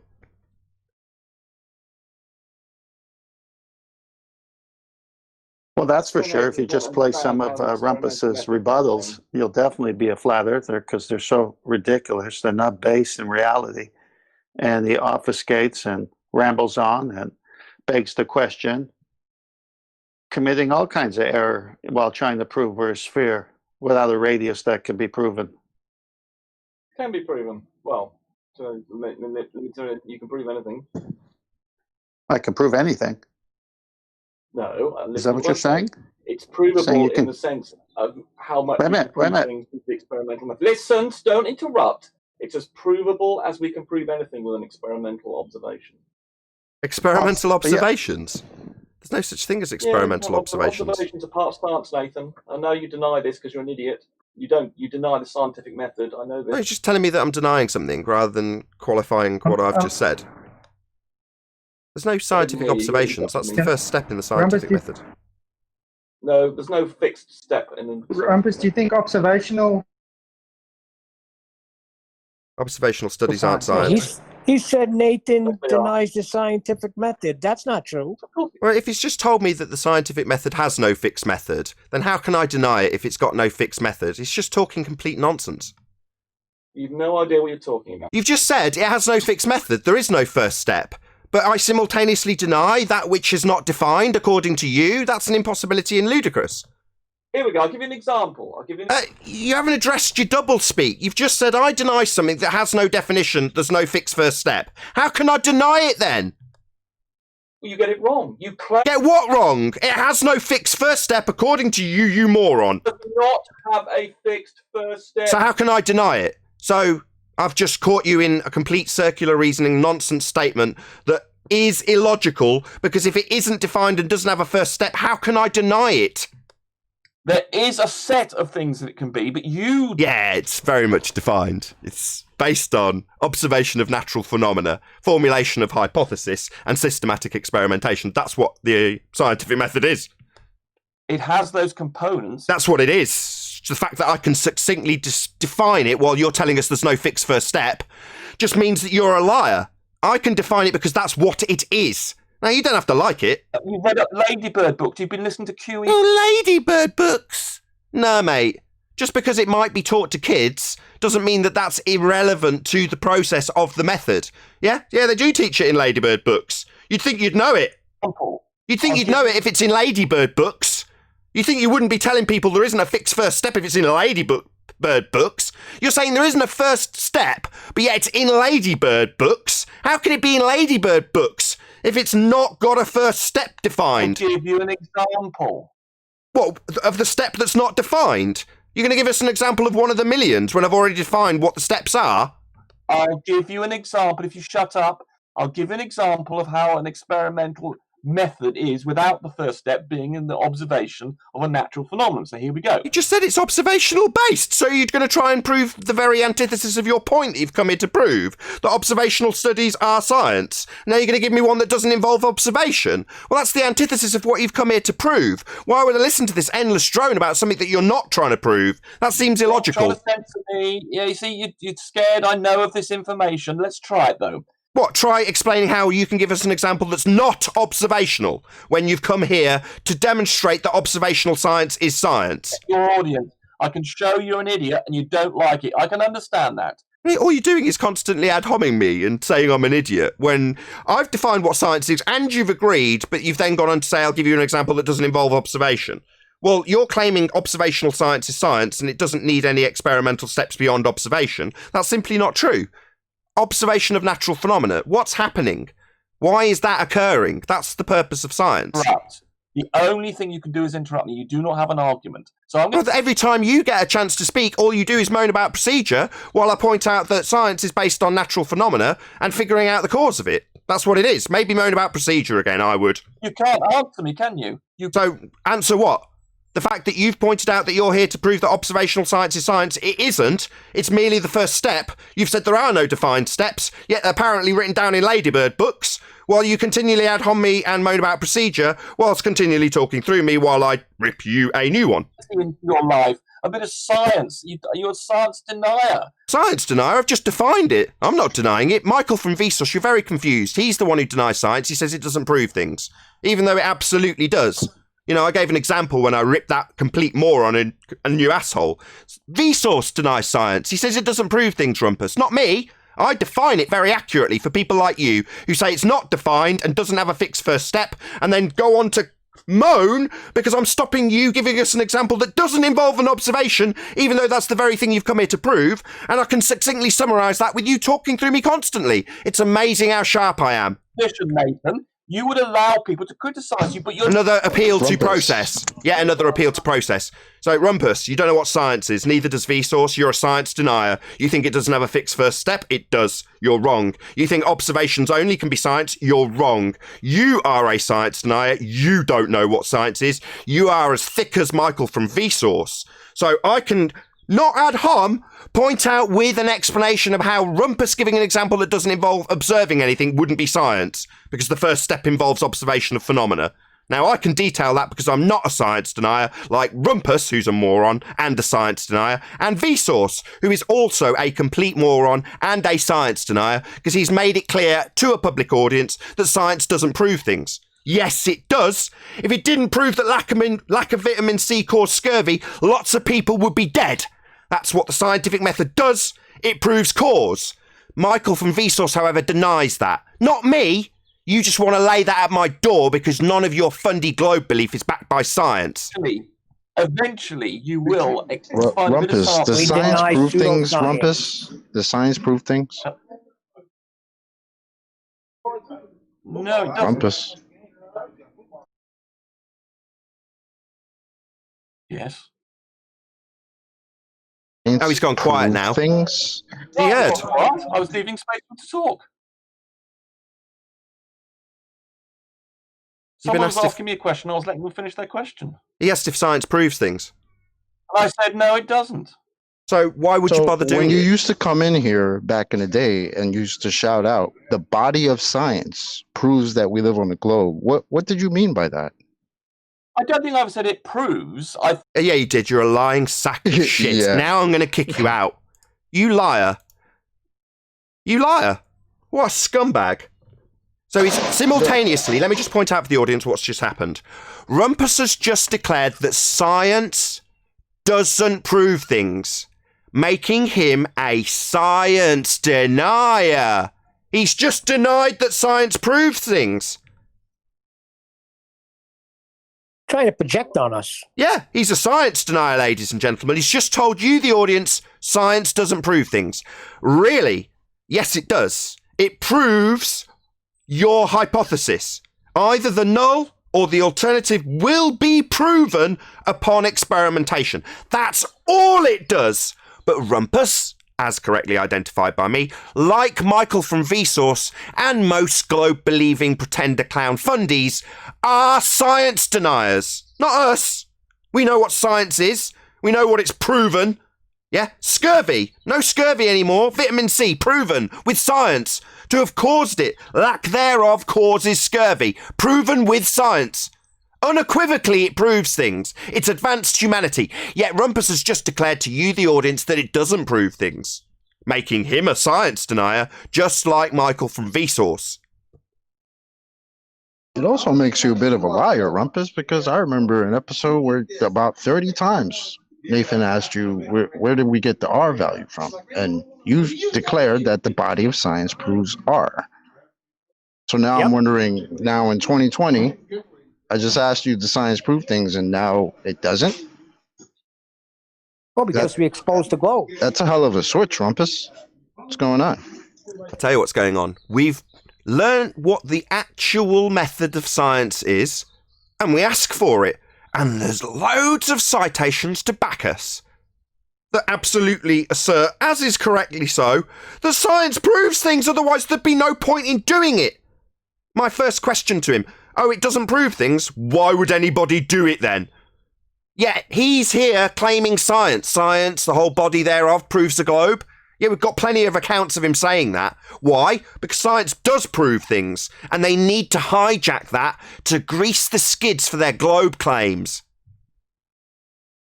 Well, we deny pseudoscience, though, because that's what he's talking about. They need science to make their claims. They don't have any, but you at large, the public, at a base level, understands that science does prove things. That's why he's using it. But when we point out that they don't have an adherence to the scientific method, and they're claiming science, that's defined also. That's pseudoscience. When you claim you've got science and you haven't adhered to the scientific method, look it up. Just type in pseudoscience and look at what the definition is. That's what they're doing. He claims the whole body of science proves a globe. When we say, well, where's your science? Science doesn't prove anything. Textbook. Exactly as described in that clip with Michael from Vsauce. Give us your science, you fundies. You're saying science proves it. We're on a ball, you say. Science proves it. Give it us. Oh, what's that? Science doesn't prove things. Yeah, it does. It's advanced humanity. You're saying you've got it. Give it us. Or admit you haven't got any. Interesting that he comes in denying, saying you deny science, and then when Chocolate poses a direct question, he denies science, and it's the flat earther who is upholding the true meaning of science. Exactly. Project your digressions onto your enemy. If you don't have any science and you've spent the last 100 years odd claiming that the globe's proved with science, then you better claim your opponent's a science denier, because they might very well point that out like we're doing. Yeah, all globe heads who say science are liars, because they don't have any. Now, that might seem like a bold declaration. It's a fact. There is absolutely no scientific evidence for a globe. Science still proves things, though, and these fundies have been claiming it, making every claim they've ever made pseudoscience, and their defense is to say it doesn't prove anything. Science does prove stuff. If it didn't, why do it? Why claim you've got it? Well, why? Because they haven't. Because they need you to think they've got some empirical proof of their bullshit claim or on a sphere. We're not. We see the magic trick. Yeah, that's why they call us science deniers. Yeah, because there's a good chance we'll point out where they're using science to lie when they haven't got any. Shout out to James Richard. He said, ask Rumpus if he takes vaccines. I can answer for him. Yes, he does. Without doubt. So I'm wondering, when Vsauce made his declaration that science does prove things, did he go back and go through all his videos where he's talking about science and how it proves the globe and teaching people how the globe works based off science, did he go back and put like a caveat like, hey, science doesn't actually prove things, so this video could be full of shit?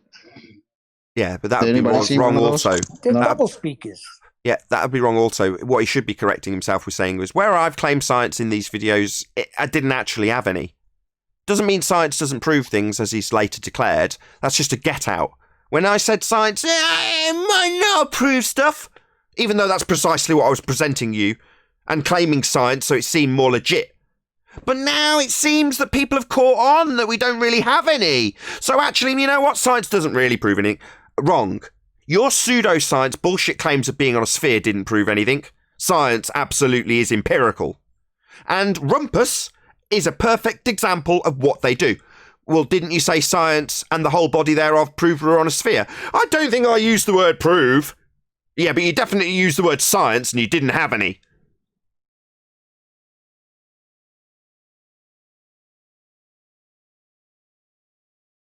Even then, why would you not have said the word proof? So what?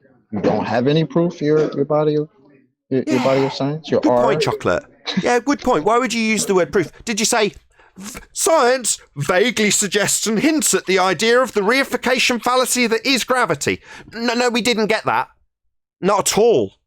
The assertion was that it's proven beyond doubt, and science backed it. Yeah, well, people are going to be pretty pissed. No wonder he's a faceless troll with no name, right? Why do you think he's called the Rumpus? Why do you think no one's got his name? Because when people finally cotton on how big his lies are, they'd want to rip him to shreds. That's why he's got no name. Yeah?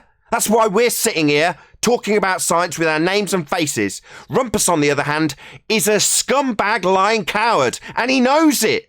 That's why he's got to hide behind his troll persona. Eventually, people will figure out that it's all been lies. People like Michael from Vsauce better watch their back, because people are going to be pretty pissed when they find out that you've lied through your back teeth about what science is. And I'm going to be here to tell them, you're a lying scumbag telling people science doesn't prove things. You're bloody science deniers. Yeah? And you tell us that we're science deniers? No.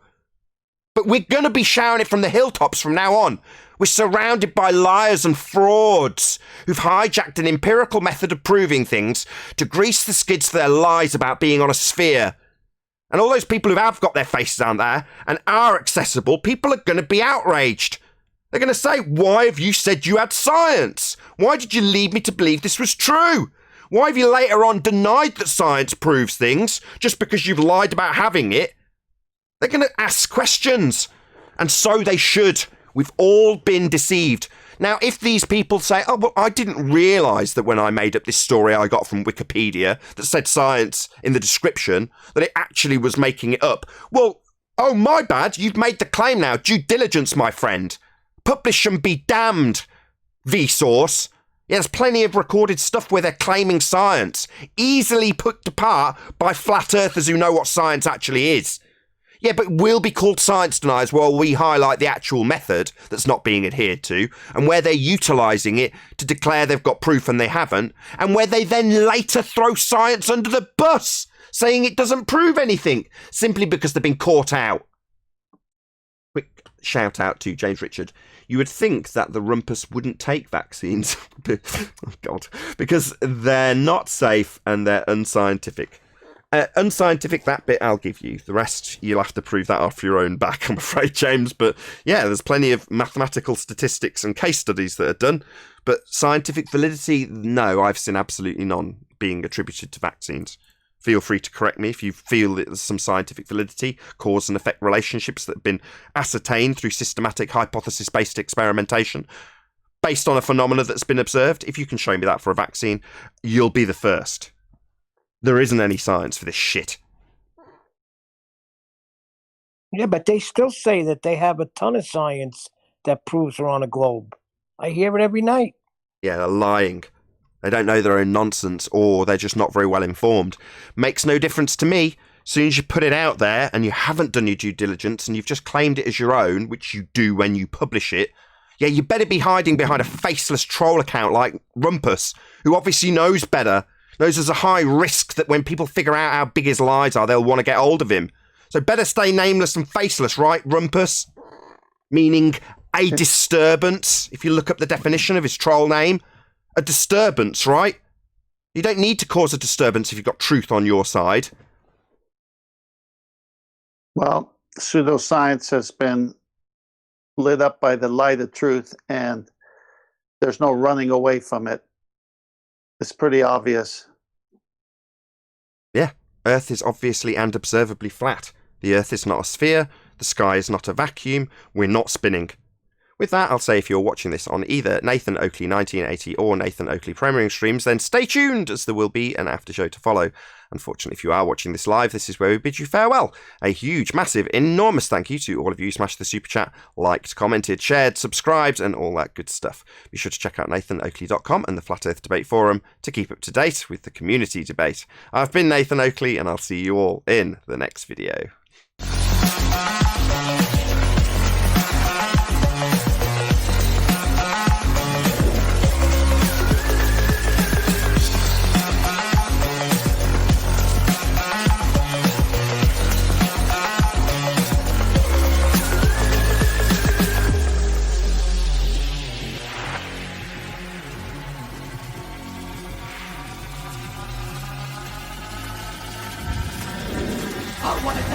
What a lovely day!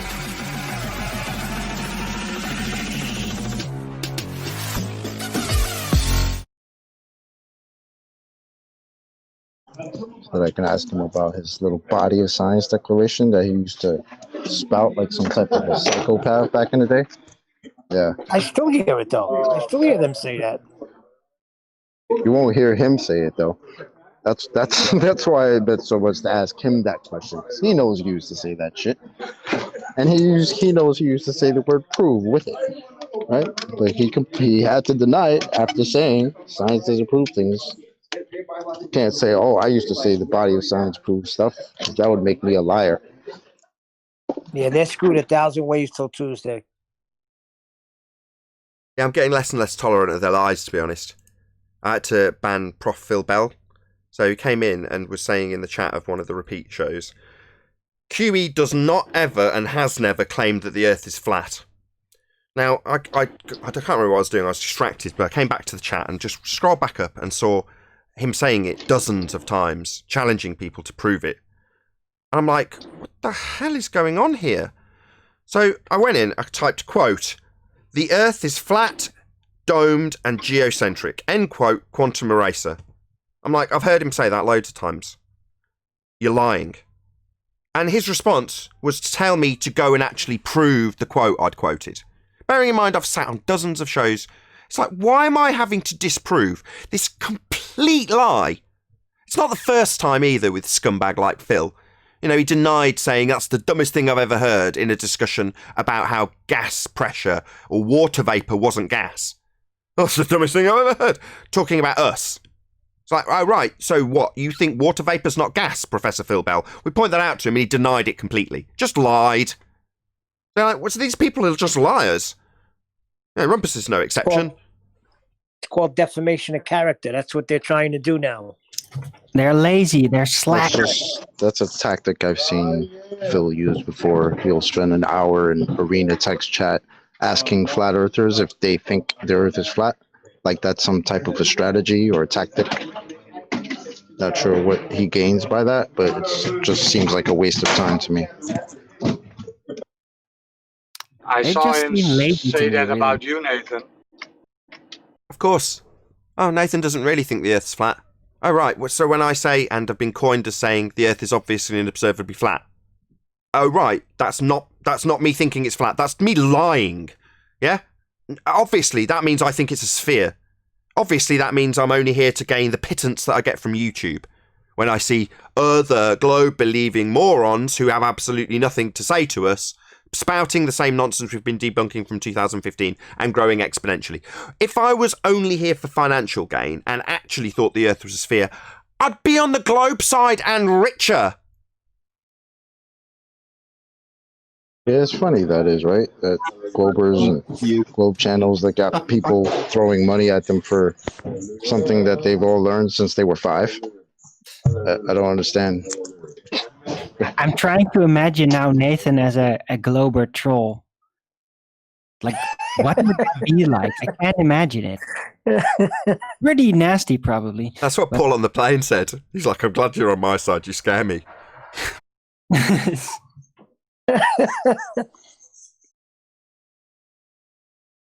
Anyone who's been here for any length of time knows Nathan has one position on the same subject. He doesn't have two diametrically opposed statements on one subject. Like Rumpus comes in and says, the body of science, and then later says, there is no body of science. I mean, these guys talk out of the side of their mouth.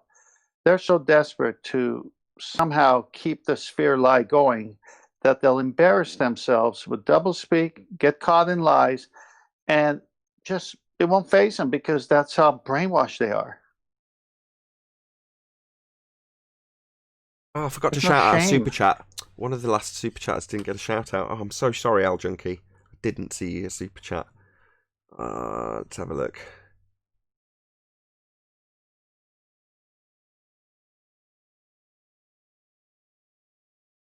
Can't see it. So sorry, Al Junkie. If I can find it, I'll read it out. Oh, it's a super sticker. He says he's a fan. Oh, I feel even worse now. $10. Oh, I'm so sorry. No, that's Michael. Missed more than one super chat. I've done a terrible job today. Sorry if you super chat and I missed it. Well, you were in a high heated battle there. Yeah, but obviously, as everyone says, I'm only financially motivated, so that should be top of the priority list, right? Well, let's help that along. Penny for your thoughts, Nathan. You going to send it by check or what? I might. MIT. Penny for Arwen's thoughts, you'd be a millionaire. That's a compliment, Arwen. That was a lead into quite a good joke you could have had there. So you should have said something words to the effect of, "Oh well, if you got a penny for all his thoughts, you'd have at least £2.37." Right. No, yeah, I don't think I. Go ahead, Arwen. I was just saying 6 million. You know, they know. It's still, the offer's still open. I was just about to say, is that the offer you're making? I knew it. Yes. $1 million offer. I'll be his PR man. Listen, ballers, if you want your arguments to have more sticking power than 2 seconds with Nathan Oakley, please hire Arwen for £6 million, and he'll show you how they last at least a half an hour. Pounds? Wow. Okay. Nice. Well, I don't know if I want to work for the British government. No, just take their currency. Don't worry about the government. I don't know. I still want to be a free agent, but I will deliver. You know, I will deliver. I am already delivering, and I'm just doing it for the folly of it. So a gun for hire. Right. I'm an intellectual mercenary. The thing is, you would be the perfect person. I'm not being funny, but if you offered an agency to ballers to refine their arguments, you, or any of us for that matter, would be the perfect person to do it. Because in order to defeat their arguments, we must know their arguments, inside out and back to front. And that's exemplified by each and every show, like today, when you guys all decide, well, just for fun, I'm going to be putting baller arguments to Nathan. Not that just that. All of you did it today for some reason. You all decided you wanted to argue gravity against me for God knows what reason. But in other words, the point is, yeah, well, you laugh, but that's because the point. We love you, Nathan. Yeah, but it's good. I'm not moaning, not in the slightest. Good. I've got an exceptionally good panel. You guys are ace. I'm not moaning. Far from it. My point is to compliment you that you know the arguments well enough to play them just for a laugh as a devil's advocate. You can do it without even thinking about it. That's their arguments that you know better than they do.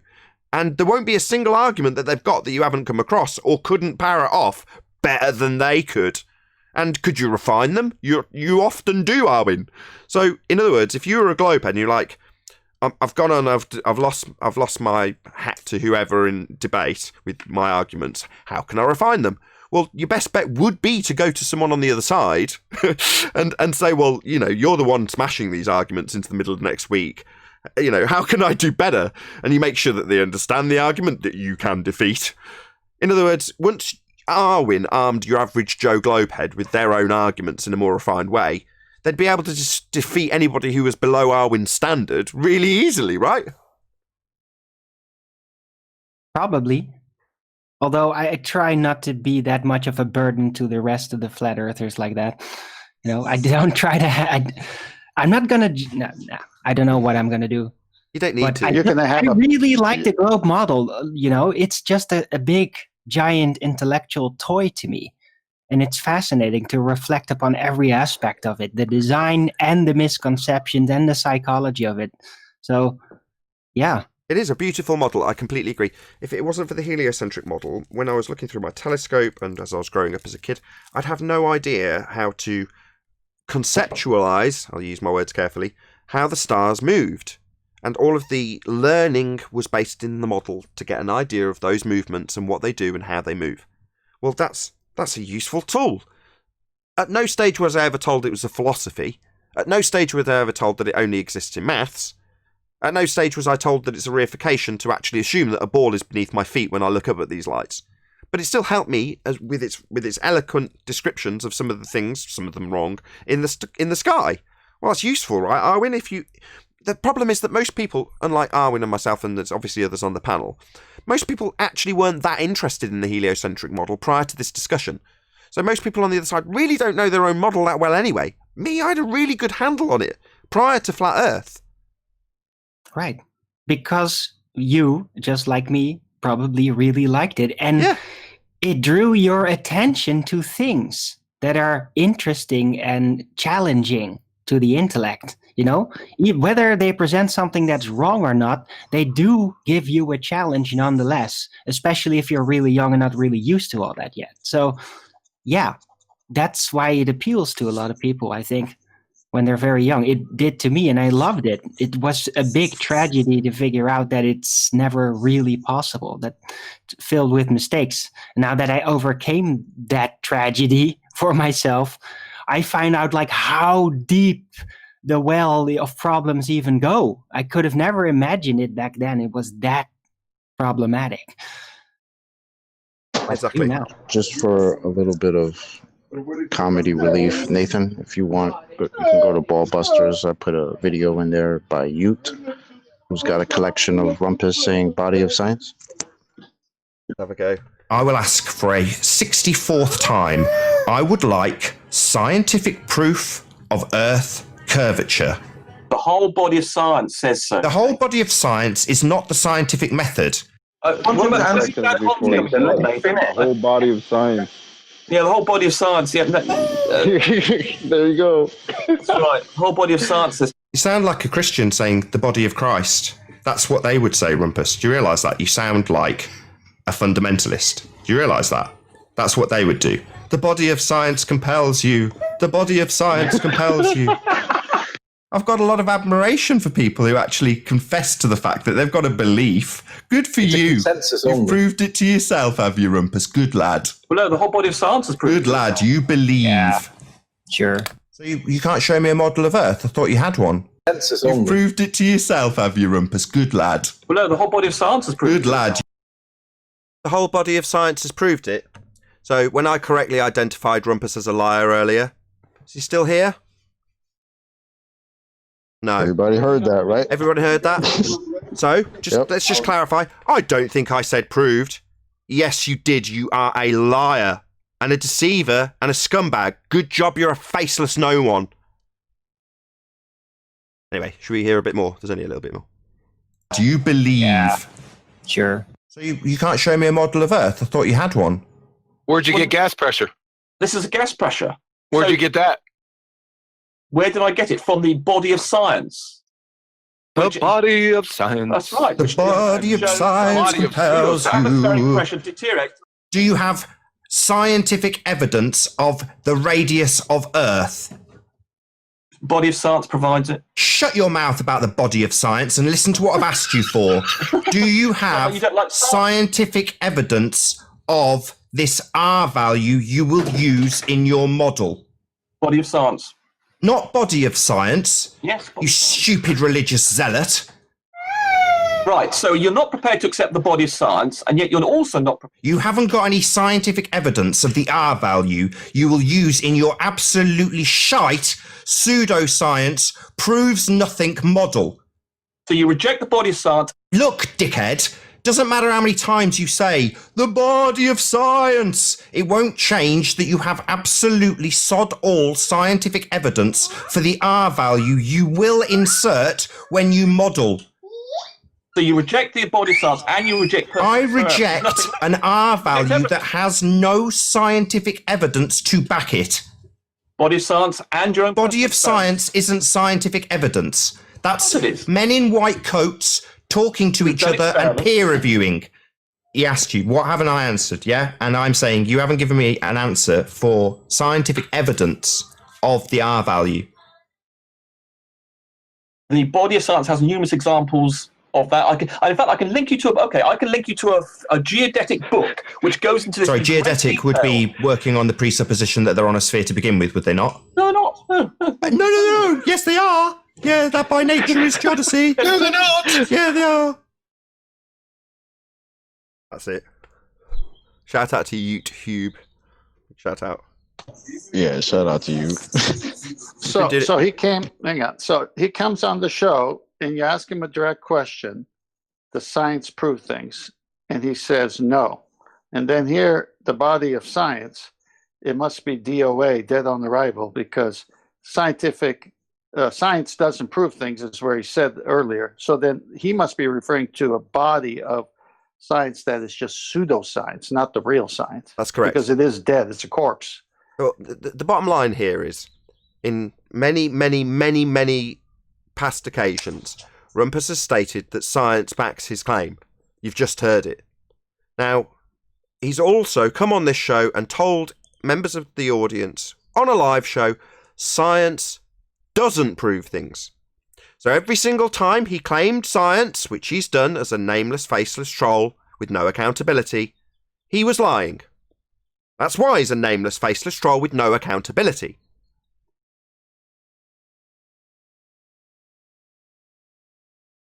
Yeah, I'm just not sure if it's correct to refer to him in the way you did there, because in my Christian belief, I'm not using science at all. I'm going by historical documents and testimonies. So I don't apply science to that. Well, that was the purpose of me asking that question, because I knew he would say that he didn't say the body of science proved things. I know that this video was made. I remember.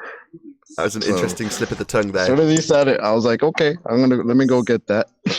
I'll be right back. That was a very Michio Kaku-esque slip of the tongue you just did there. Did anyone else catch that? No, say it again. I missed it.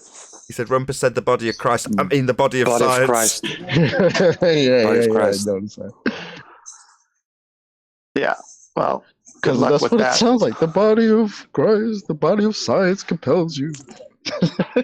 Well, it's a religion to them, as we've seen. They're so zealous over it that you could probably overdub it with someone who's zealous over their belief in Christ. So there is a comparison there, but one is science and one is grace and faith. It's two different things. Well, the other way to look at it is, in every single one of those clips when we asked Rumpus, where'd you get the R value? Now we know it's debunked, it's dead, Black Swan killed it, it's presupposed anyway. But when we asked him, he told us science. So, given that he's told us on this show that science doesn't prove things, so when he was asked where he got R, he lied and said he got science. He hadn't. But what he had wasn't proving it, because it turns out what they were claiming was the whole body of science, or reification, not science. That was pseudoscience, and it wasn't proving anything. They're now admitting it. They're saying science doesn't prove anything. Well, no, they're throwing an empirical method under the bus that has advanced humanity. Yeah, just because they've utilised this method, which does prove things, to claim that we're on a sphere. And we're not. Yeah, it's like a very famous person, and everybody wants to know him, and a liar comes and says, I know him. I know this very famous person. And then all of a sudden there's an opportunity to prove it, And then all of a sudden, no, that's a dead person. There's not a famous person. I never said I knew that famous person because you're not going to be able to prove you're his friend.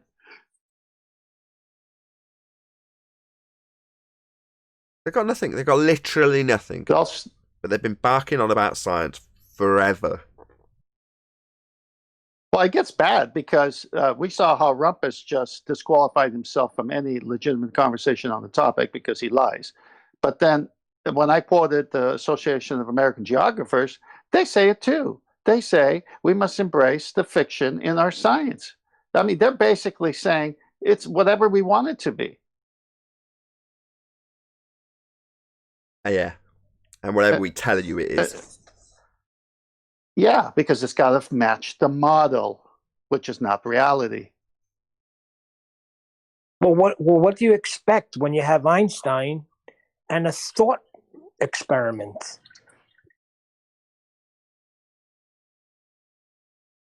Yeah, what do we expect? Not a lot. They ain't got much to go on, is what I think you're trying to say, Neil.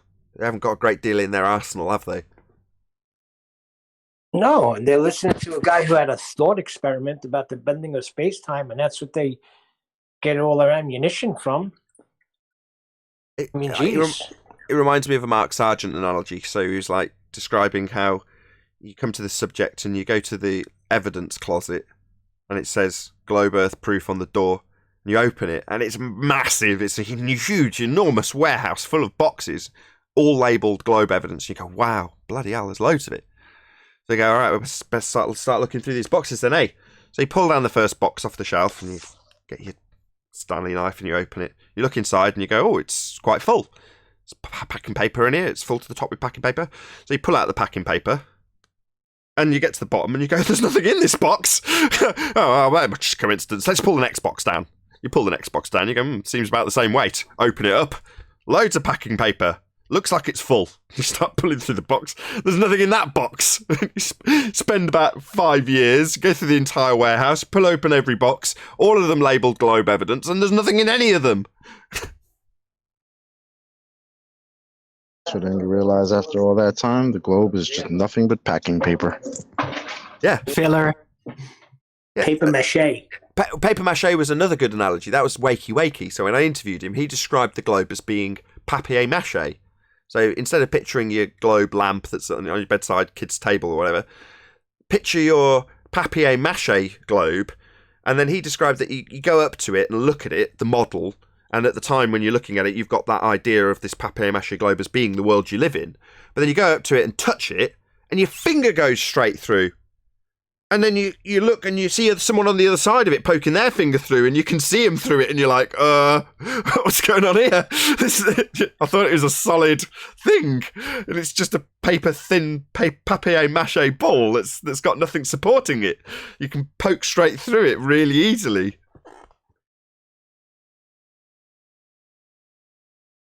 Yeah, I think we have the full boxes of proof.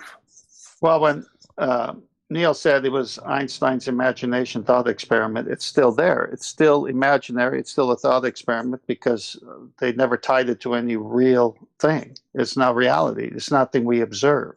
That's correct. Or contest. That's correct. That's the weird thing about it. We're not actually fighting against the model because we don't live on a model. Now, they may or may not admit to that or concede that. It's not the point. That's the facts of the matter. The facts of the matter are we don't have our feet planted on a model. The heliocentric model is not where you live. So what are we actually fighting against? Well, we're not fighting against a heliocentric model. Me and Arwen have just described how eloquent and how beautiful it is and how we appreciated its use. Now we know how it's just a reified model by other people. But that's the thing we're actually fighting against. The people who have taken that philosophy, and they might have been nudged, I'm not going to get into that, but they've taken that philosophy and reified it. They've turned it into an actual sphere beneath their feet. So we're fighting against the people who have reified a philosophical model into reality. So when you come to actually fighting against the model and you get into the nitty-gritty, they're on our side when you get down to the details of it. You're the best at doing this, 10th Man, when you detail things like the National Association of Geographers or whatever it was. And they're telling you, got to embrace the fiction, lads. And these are their references. These are their priests. And they're telling them about how the model is and how it's a philosophy. and how it's a mathematical construct, how it's pseudo force space, whatever. These words are there being used by them to describe how it's not real, and we're pointing that out. So we're not fighting the model, are we? In fact, when we go to the model and point out how it works and how it functions and what it's doing, that it's perfectly consistent with them saying it's not real. That's what we're pointing out.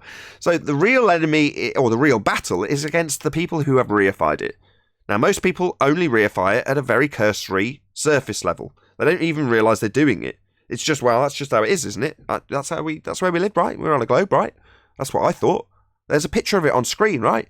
That was taken from space, right? That's your average cursory Joe and his level of interest in this subject. Very little.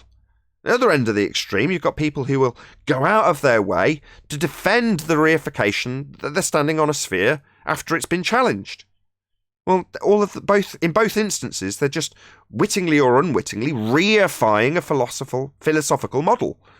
And that's really what we're fighting against on a case-by-case basis, which is pretty poor. Right. Well, whoever they are. All these calculations were done on plane surface. Right? Exactly. I just wanted to know, whoever they are, Neil, they can say that we were telling you. Yeah, exactly. I've said that all right along. there. If you go and challenge Andrew Thomas Young, it's like, yeah, well, I explained. We're taking geometrical considerations for this. Well, that's not him saying, you're standing on a sphere, Earth really is a sphere. I'm sure he would say it if you asked him. But in terms of what is documented and how he's doing it, he's got to at some stage explain how every measurement is taken for real refraction isn't what they're using in the geometric maths. Well, you've got to explain that. And he says, well, we take geometric considerations. It's like, well, in that one sentence, taking geometric considerations isn't standing on a sphere. It's considering the notion of standing on a sphere to explain how something works. Well, that's fine. The problem is when someone says, well, that means we're on a sphere then. No, it doesn't. That's a reification fallacy. And Andrew Thomas Young isn't guilty of it. He is guilty of lying about the Earth not being flat, because he makes it explicitly clear that the Earth is not flat when he's describing how all of his measurements of actual refraction, detailed though they are done on a flat plane. But Earth's not flat, by the way. So, like I say, when people are what I phrased as being nudged, that's what I mean.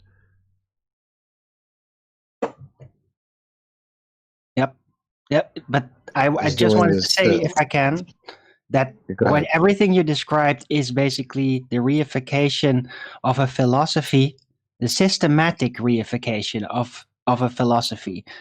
Isn't that the core foundation of religion, almost from every perspective? Nathan? Well, I see Andrew Thomas Young is doing the adult grown version of what the teachers are doing to the kids, like in that globe assignment, where they say that you go outside and the one thing you will never see is anything that looks like a globe, right? But it's like, then you tell us how you invented the globe based on observation. It's the same shit. It's the adult version. Yeah, completely agree. And we saw it with that clip that you showed us, Big Think or something similar. And there's, I can't remember which of the astrophysicist ladies that it was that was doing it, but they're sat with like a teacher and a student and a child, and they're saying, and we assume we're on a sphere? Yes, yes, nod, nod. Yep. Coercion, basically.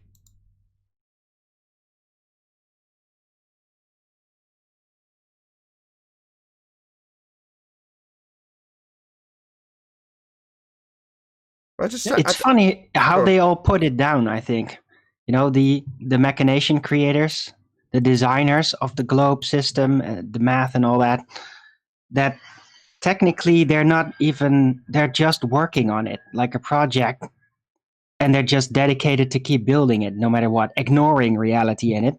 But I wonder, like, if they really believe it, if they really get to that point.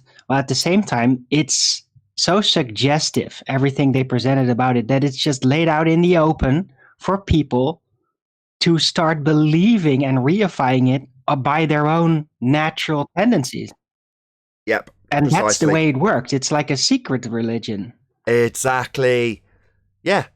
Put people into a prison that they're unaware of and get them to self-flagellate without them even being aware that they're doing it. Yes. So the religion is like two parts. There's the designer part, and then there is the receiver part, which are the real believers, which are the ones that are getting in everybody's face and pushing everybody that opposes the model.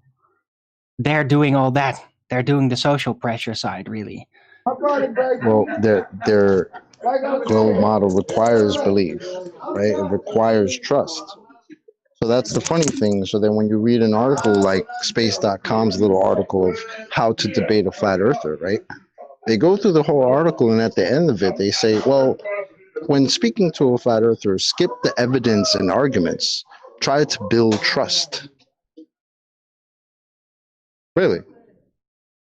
So skip the evidence and arguments? No science, trust. But trust in trust. what? Trust in what? Trust in them. In them when they tell you they're just so stories.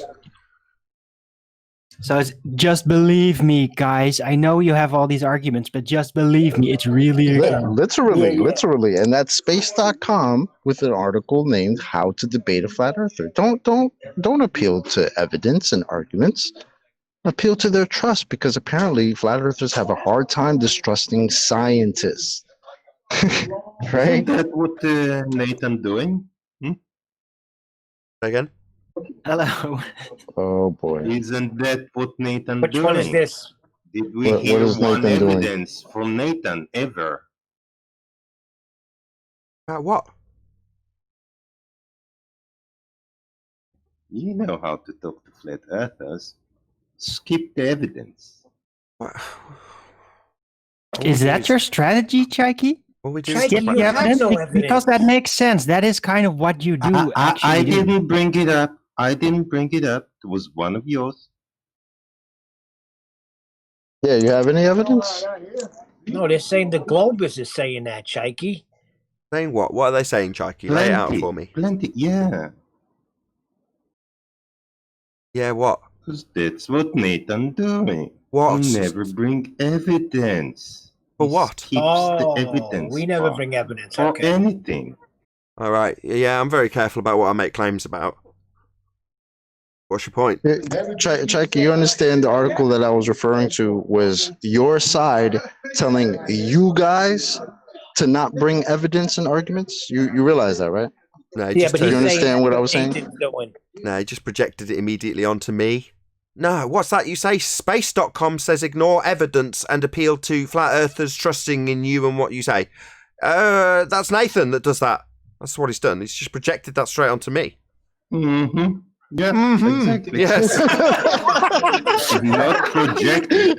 Not projecting. Just pointing out the facts. That was priceless timing, Chaiki. Thank you so much. Chaiki, that was great. You're welcome, Nathan. Oh my gosh, Chaiki. Chaiki, I gave you this. At least you're actually kind of funny. I mentioned this in the pre-show that I was watching that, who is it again? Johnny Depp and Amber Heard trial. And the reason it's caught my attention, or the reason I've kept on watching, is because it's highlighted how many or how much of the general public are actually quite aware of psychopathy.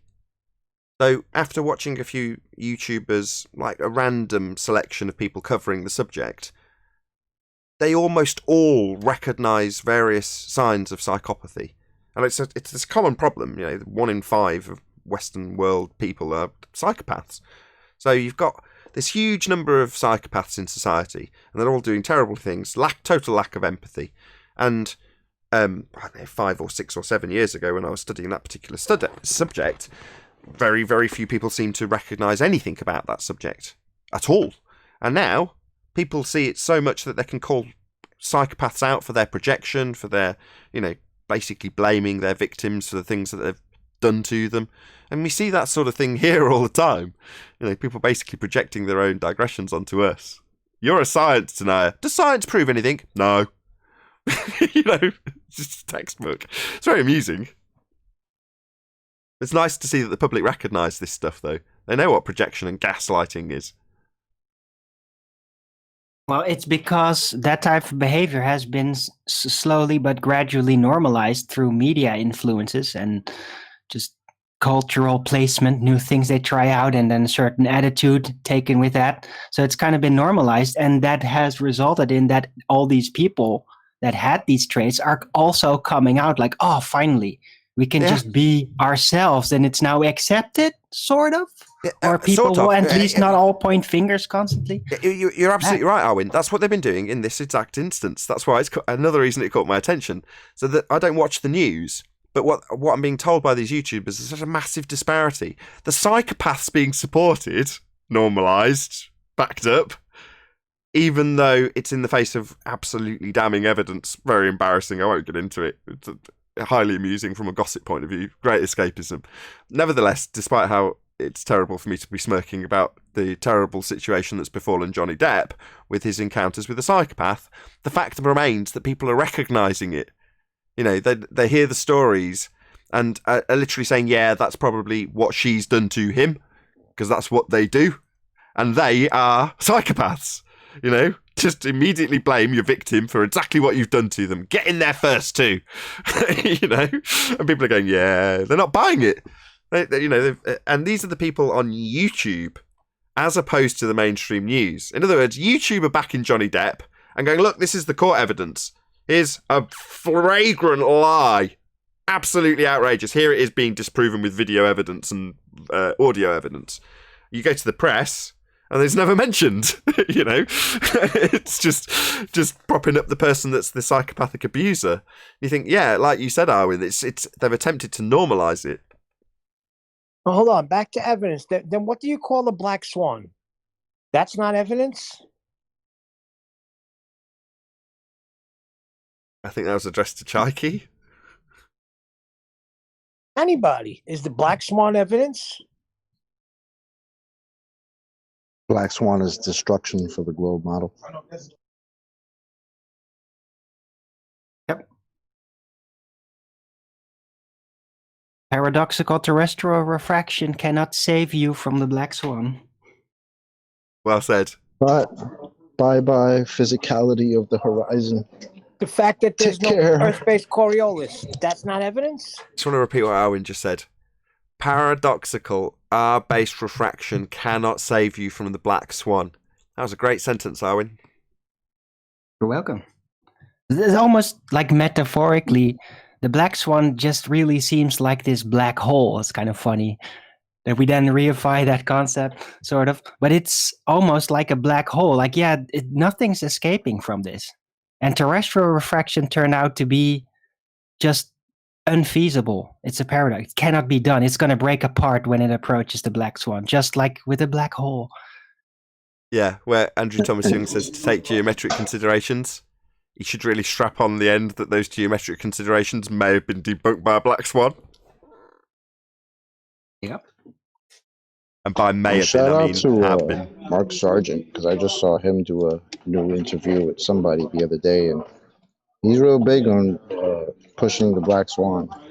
He's basically saying by far it's one of the best evidences of, the destruction of the physicality of the horizon, and he understands the argument. So it's good to hear him talk about it. Somebody needs to send him a black swan t-shirt. I'll speak to Q. Great. With that, I'm going to say a huge, massive, enormous thank you, first and foremost, to both Discord and G Plus panels for making today's after show possible. Of course, a massive thank you to all of you in either Nathan Oakley 1980 or Nathan Oakley Premiering streams for hopefully smashing the super chat, liking, commenting, sharing, subscribing, and all that good stuff. Be sure to check out nathanoakley.com and the Flat Earth Debate Forum to keep up to date with the community debate. I've been Nathan Oakley, and I'll see you all in the next video.